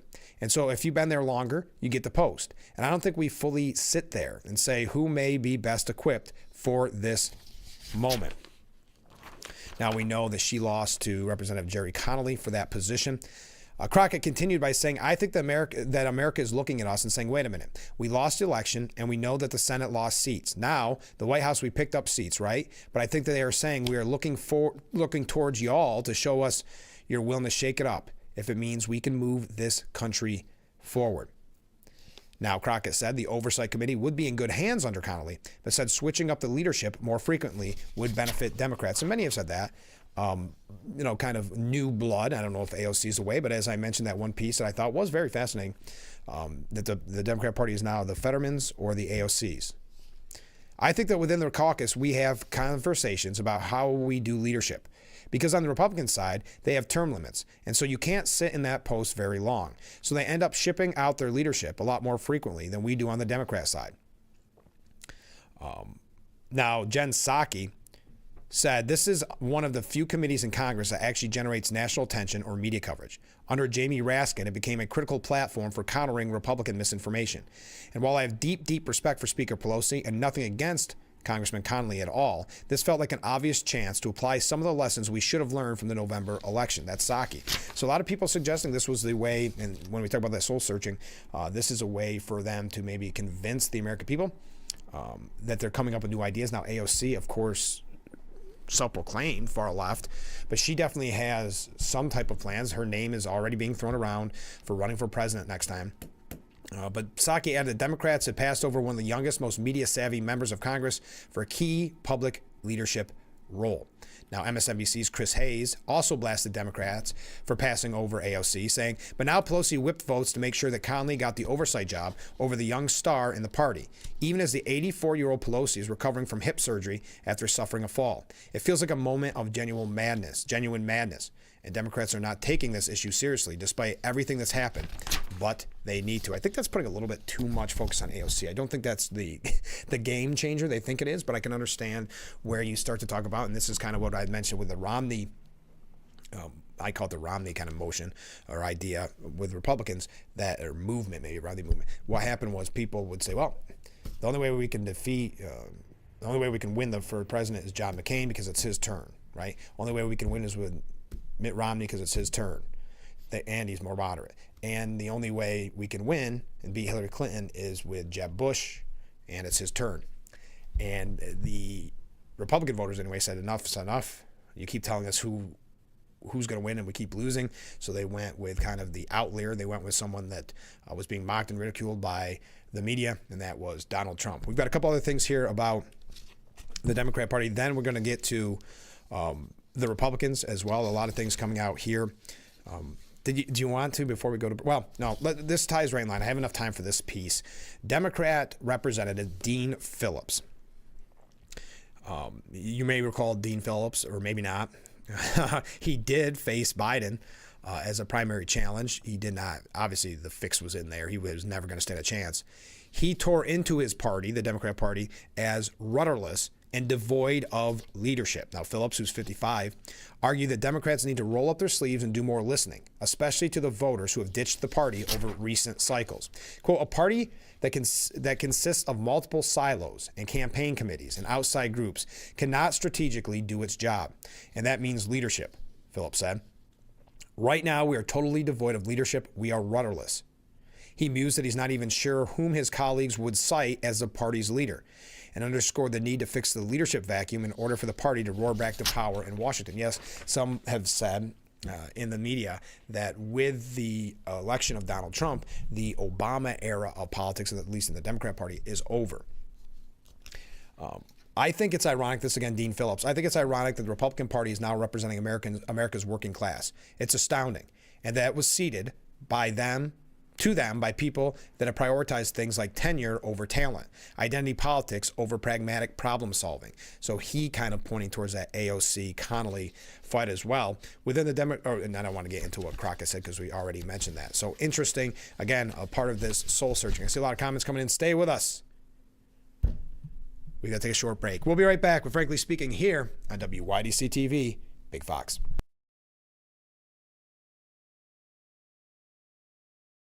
If you or a loved one regularly used hair relaxers or straighteners and were diagnosed with uterine, ovarian, or endometrial cancer, you may be entitled to significant financial compensation. I've used hair relaxers for years. I had no idea they could cause cancer. Chemical hair relaxers and straighteners have been linked to serious conditions, including several types of cancer. If you used hair relaxers and have been diagnosed with uterine, ovarian, or endometrial cancer, call us now. There's no fee unless we win your case. Call today. When you think boots, think Hesselsons. Hesselsons has the largest selection of work boots in the area. Composite and steel toe boots, Met Guard boots, soft toe boots, and hikers, duty and western boots all in one location. Hesselsons, Amara Heights. Hesselsons has men's and ladies boots in all sizes and widths. Choose from the largest names in the industry. Danner, Carolina, Timberland Pro, Keen Utility, Thorogood, Area, and Georgia, to name just a few. Hesselsons has been locally owned and operated since 1955, so when you think local service and great selection, think Hesselsons. Remember, it's always fun to poke in the corners at Hesselsons.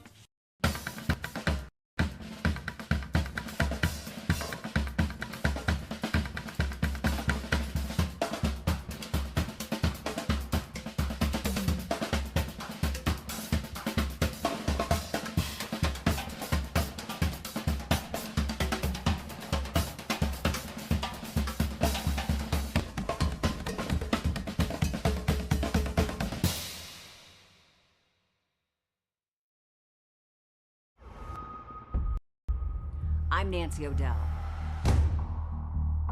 This is Crime Expose. It's chilling, it's haunting. We knew exactly who it was. Blood stains on her shorts. See you in September.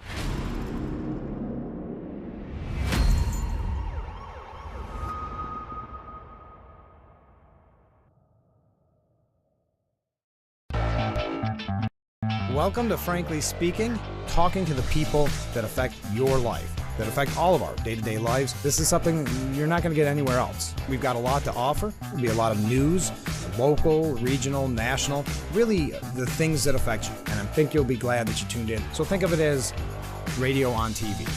Frankly Speaking, live, 2 hours long, starting at 6 a.m. on WYDC TV Big Fox. This is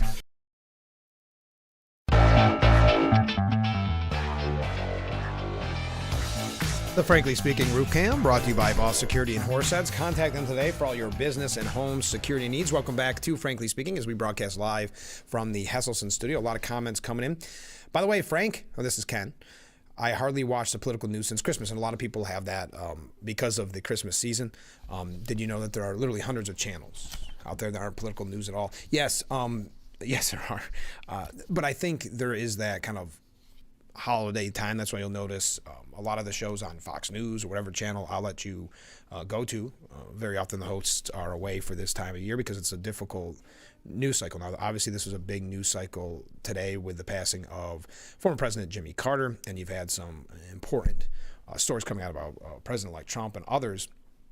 But yes, it's an odd part of the year when it comes to being on this side, on the news side. Okay, next up, comment from a different viewer. I agree with Ken regarding Speaker Johnson, but I guess it wouldn't be any worse than a rhino. I was very disappointed with Johnson's decision because he was a major part of that move, making me question him when I wanted to like him. But we can't have that distraction now. Trump needs no more delays in getting the people approved to serve him, bottom line, to serve us. Yes, I think there is going to be a concern. January 3rd is something we'll be watching closely to see what the vote turns into. I don't think Hakeem Jeffries, the problem with Hakeem Jeffries, of course, being the Democrat, that it would not be better than a rhino, if I'm being honest. If we win, that we did, the Republicans won the House and the Senate, that should never happen. I mean, that would show a disastrous Republican Party and would also hurt in the midterms 2 years later. Even though people's attention spans are short, trust me, that would be one that would stick with people.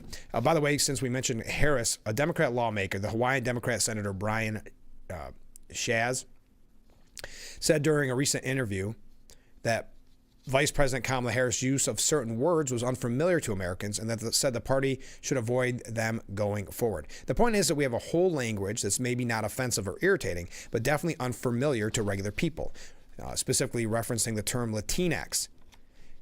But he doesn't think many lawmakers use that term, which has been largely rejected by Latinos, according to polls. I think Kamala did a really good job on focusing on middle-class concerns, but I remember her saying, quote, "I'm going to center the needs of the working class." And I thought to myself, I don't know anyone in the world who says center. I know people in politics who say center. I know people in academia. I know people in advocacy who say center. But centering the needs or making space for or all of that is a clear indication that you are not normal. Oof. And it goes to not just being careful not to say things that are erroneously weird sounding, but it's also the way we interact with advocacy groups. I remember saying I was for a cessation of hostilities in Israel and Palestine. And people said, why don't you say ceasefire? I'm thinking that's literally the same thing. And this idea that there are magic words that we must be forced to say defines progressivism and political courage by essentially saying whatever a bunch of activists want us to say, as opposed to doing the things. I think there are a bunch of people who see what we're doing as performative for that exact reason. But it's also just alienating. The magic word thing has to go away. That's interesting. Doing, again, a little soul searching. Just if you find this interesting, the 2028 watch, yes, as we enter the new year very shortly here, and feel free to weigh in on what your resolutions are or what you think when you think back to the year 2024. What was the most important?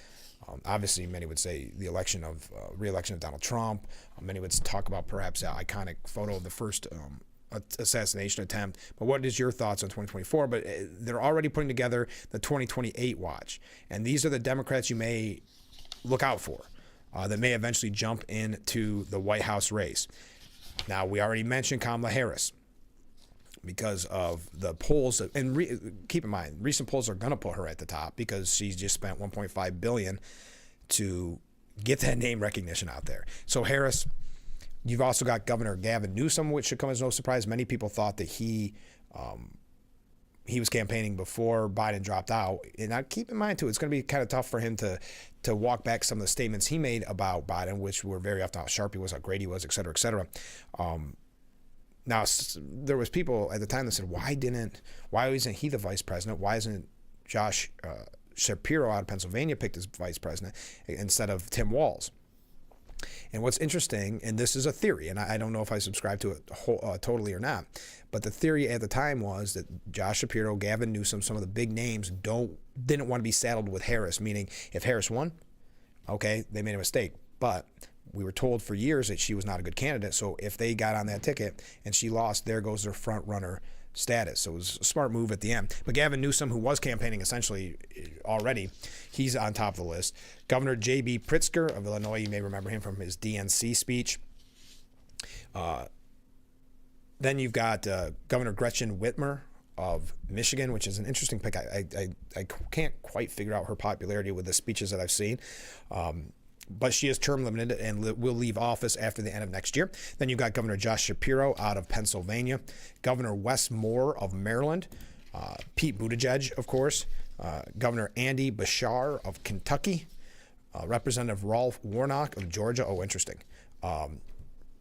Senator Cory Booker of New Jersey. He's wanted to run for a very long time. I remember when a lot of people speculating he was going to run, and he spoke out against something Obama did, and instantly he had to walk it back because I think there was a lot of threats there of Mr. Booker. I think he spoke poorly of Obamacare or something at the time, and the mainstream media and other Democrat politicians came out after him, basically saying you're done as senator, and any hopes of running for president. So he walked that back instantly. Next up, Senator Chris Murphy of Connecticut, Representative Ro Khanna of California, AOC, who we mentioned earlier, Mark Cuban, which after his disastrous comments that really helped Trump so much, of coming off the heels of calling Trump supporters garbage like Joe Biden did, then Mark Cuban comes out a few days later and says that Trump doesn't have any strong, intelligent women around him.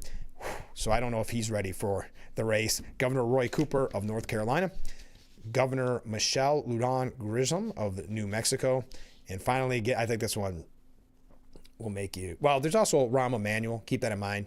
There's been talks about him already exploring it, but this last one I think will pique your interest. Minnesota Governor Tim Walz.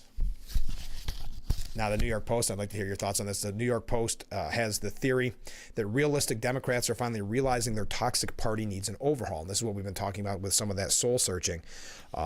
But in an interview with the New York Times' Frank Bruni, former Pete Buttigieg advisor Liz Smith put it vividly. The Democrat brand is in the toilet. Between the obsessive demonization of Trump and his supporters, the rank incompetence of the Biden administration, and the constant push towards race and gender lunacy with the talks, Democrats have transformed their party into a soup of hazardous sludge. Americans now associate Democrats with high crime, high prices, migrant gangs taking over cities, and biological men and women's sports, which has about as much as appeal as expired milk. Yet the trouncing of Harris proved that their favorite distraction tactic, screaming that Trump is Hitler and his supporters are vile rubes, is a massive dud. As lefty reporter Ezra Klein put on the podcast, the Donald has been elected or almost elected president 3 times now. So don't expect this show to be a resistance show. The Democrat way back starts with a return. Their way back starts with a return to common sense. One such leader that has some of that common sense is John Fetterman. He made it clear that after Trump's win that he was not rooting against him. And he told his fellow Democrats to chill out. Progressive extremists, insane energy policies, inflation, goosing spending sprees, pro-prime justice reforms, divisive and hate-fueling diversity, equity, inclusion nonsense, and so on, is now the face of the Democrat Party and will remain so until leading Democrats unmistakably reject every bit of it and show that they mean it. Then that likely means actively seeking parts of the Trump agenda they can support in the face of the hard left's fury. If Democrats don't move rapidly towards the center, they're looking at decades in the wilderness. I thought that was an interesting point from the New York Post, but we've got to take a short break because some have not learned, especially those in the media. We'll talk about that some more on Republicans as well. Stay with us. Keep those comments coming in. This is Frankly Speaking here on WYDC TV, Big Fox.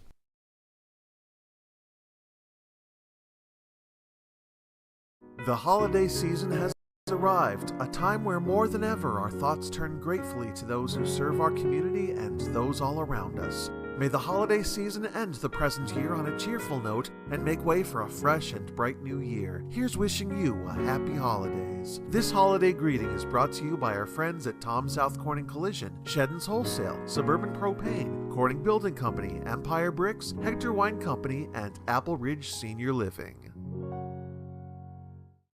Hi, I'm Blaney, a third-generation race car driver, and we dedicate a lot of our time to going as fast as possible. My grandpa Lou is the reason why my dad and I started racing, and I'm really proud to follow in his tracks. But when my grandpa was diagnosed with Alzheimer's, it was a very unexpected bump in the road for us. I've learned a lot on this journey with my grandpa Lou, and the memories of my grandpa will always be with me. And in our family, we're used to getting involved, and I encourage you to do the same, especially when it comes to caring for your loved ones. When I think about Alzheimer's and the impact it had on my family, I recognize that losing a race isn't such a bad day after all. It's important to notice if older family members are acting differently, experiencing problems with their memory, or having trouble with routine tasks. Talking about Alzheimer's can be really tough, but if you notice something, have a conversation with your loved one. Encourage them to see a doctor or offer to go with them. Early detection of Alzheimer's can give your family time to explore support services, make a plan for the future, and access available treatments. If you or your family are noticing changes, it could be Alzheimer's. Talk about seeing a doctor.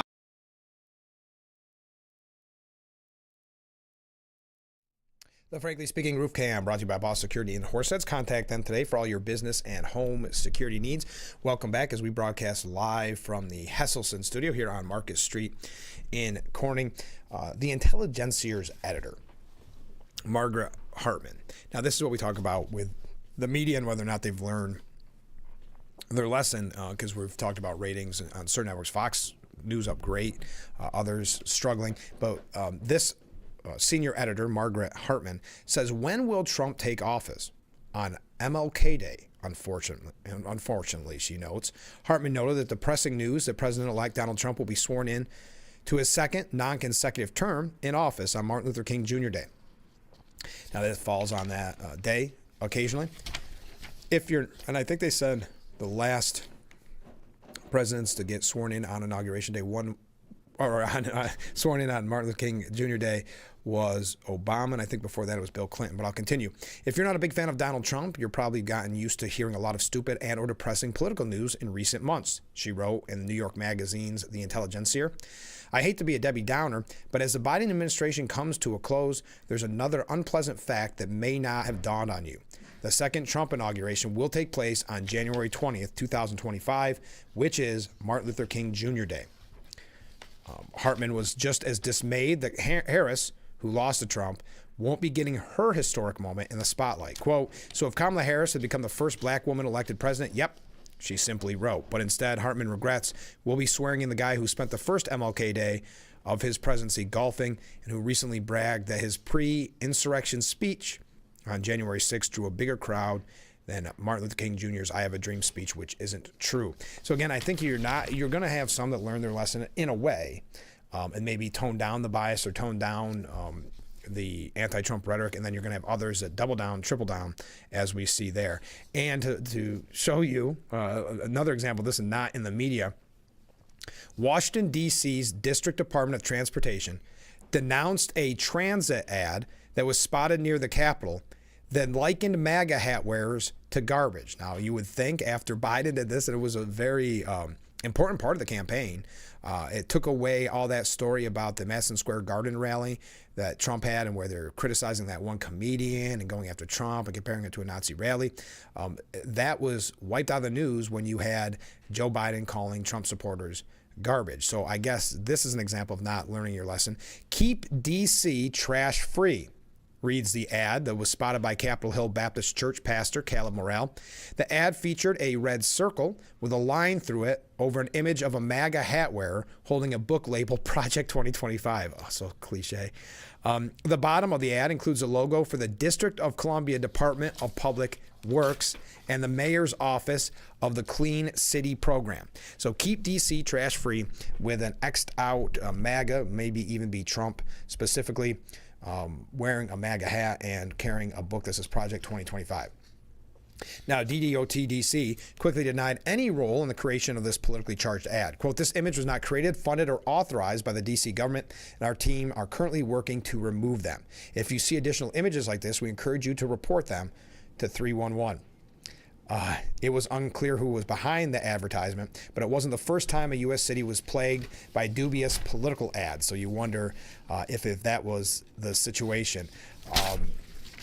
But again, some groups, activist groups at the very least, if that's who did it, are not learning their lesson about calling over half the voters garbage. We got a couple of quick things that we're going to get to as we wrap up today's edition of Frankly Speaking. Keep those last minute comments coming in, last minute waves, and we will be right back with Frankly Speaking here on WYDC TV. Big Fox, stay with us.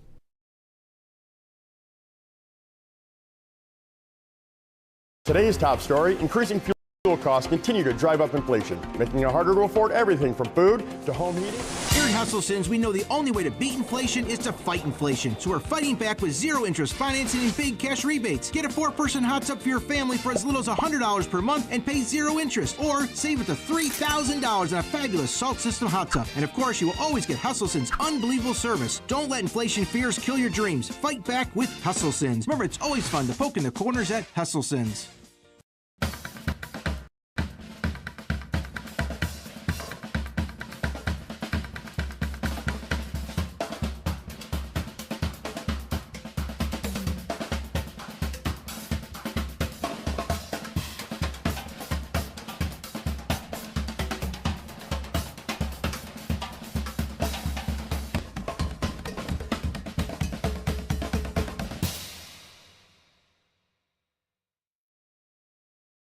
It's a new season of Sherry. Having a good time has always been my #1 goal. I tend to get crazy. At my age, I should not be jumping up and down like that. And if you don't know what I mean, ask your mama. The young ones, y'all like, we don't know what you're talking about.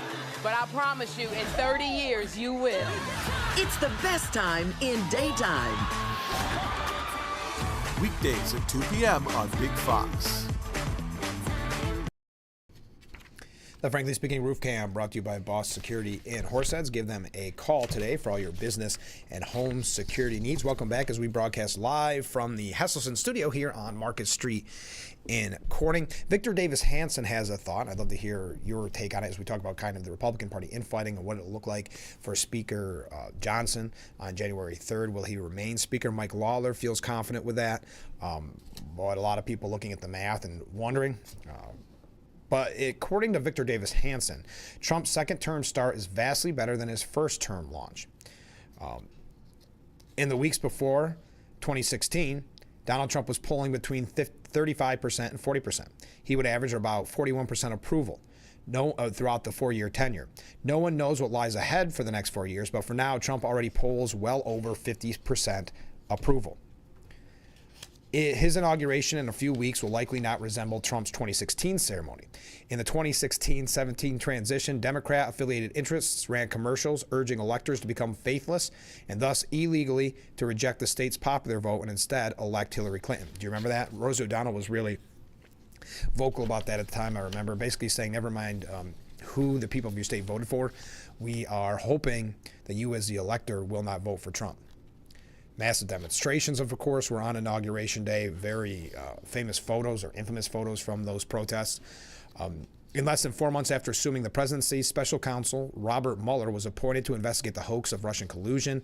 They wasted 22 months, $40 million investigating and found no collusion, but did derail the first 2 Trump years. Will they go back? And my theory to your question to you is, will they have learned their lesson on this, or will it be the same tactics to try to slow down his agenda, even though, of course, you had a landslide election night for Trump and Republicans in general. The past year has been truly a pivotal moment of Trump as an everyman, posing for a mugshot after being railroaded by a weaponized lawfare indictment. You almost forget about the mugshot, don't you? Serving McDonald's drive-up customers, riding in a garbage truck cab, raising his fist and yelling, "Fight, fight, fight," after nearly being assassinated. Add all of these once unimaginable ups, and the people trusted more and liked better. The Trump reboot, the grouchy Biden, or inane and inauthentic Vice President Kamala Harris, as well as their shared extremist agenda. So do you think it'll be easier road ahead for the second term for President-elect Trump? Elon Musk is now changing his tune. We're going to go through some things quickly, so buckle in. Elon Musk changes his tune on H-1B visas as he tries to cool the MAGA civil war over skilled immigration. This has been kind of a mess the last few days. Luckily, it is in kind of a slow news cycle. Musk admitted that the H-1B visas are broken and floated a potential fix as he sought to cool a raging civil war within the MAGA base over the immigration program for highly skilled foreign workers. Just a day after vowing to go to war on the issue, and I'm not going to tell you what else he told detractors, Musk, the world's richest man, acknowledged some of the criticism of the program getting abused and argued that the U.S. should make it more costly to hire foreigners. Quote, easily fixed by raising the minimum salary significantly and adding a yearly cost for maintaining the H-1B, making it material more expensive to hire from overseas than domestically, he wrote on Saturday in response to a thread claiming H-1B visas were being used to hire low-wage programmers and developers. I've been very clear that this program is broken and needs major reform.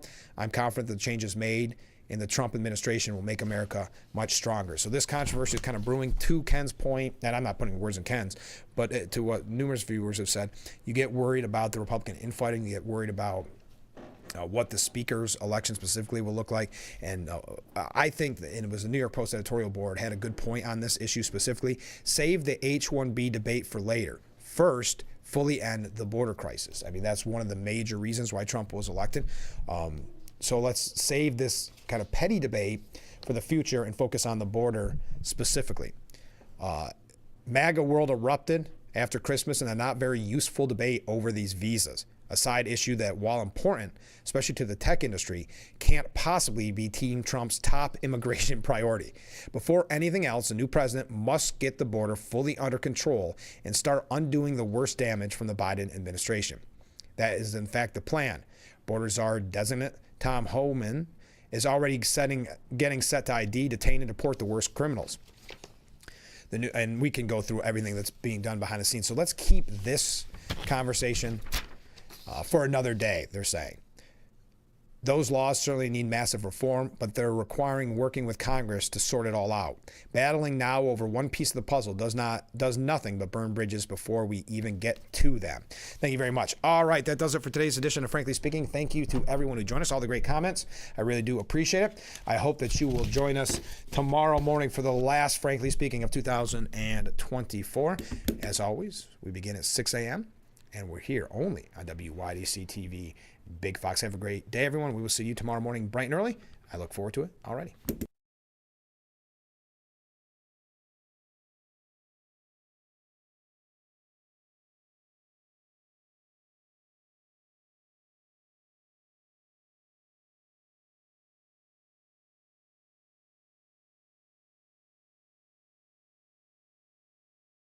The holiday season has arrived, a time where more than ever our thoughts turn gratefully to those who serve our community and those all around us. May the holiday season end the present year on a cheerful note and make way for a fresh and bright new year. Here's wishing you a happy holidays. This holiday greeting is brought to you by our friends at Tom South Corning Collision, Sheddon's Wholesale, Suburban Propane, Corning Building Company, Empire Bricks, Hector Wine Company, and Apple Ridge Senior Living.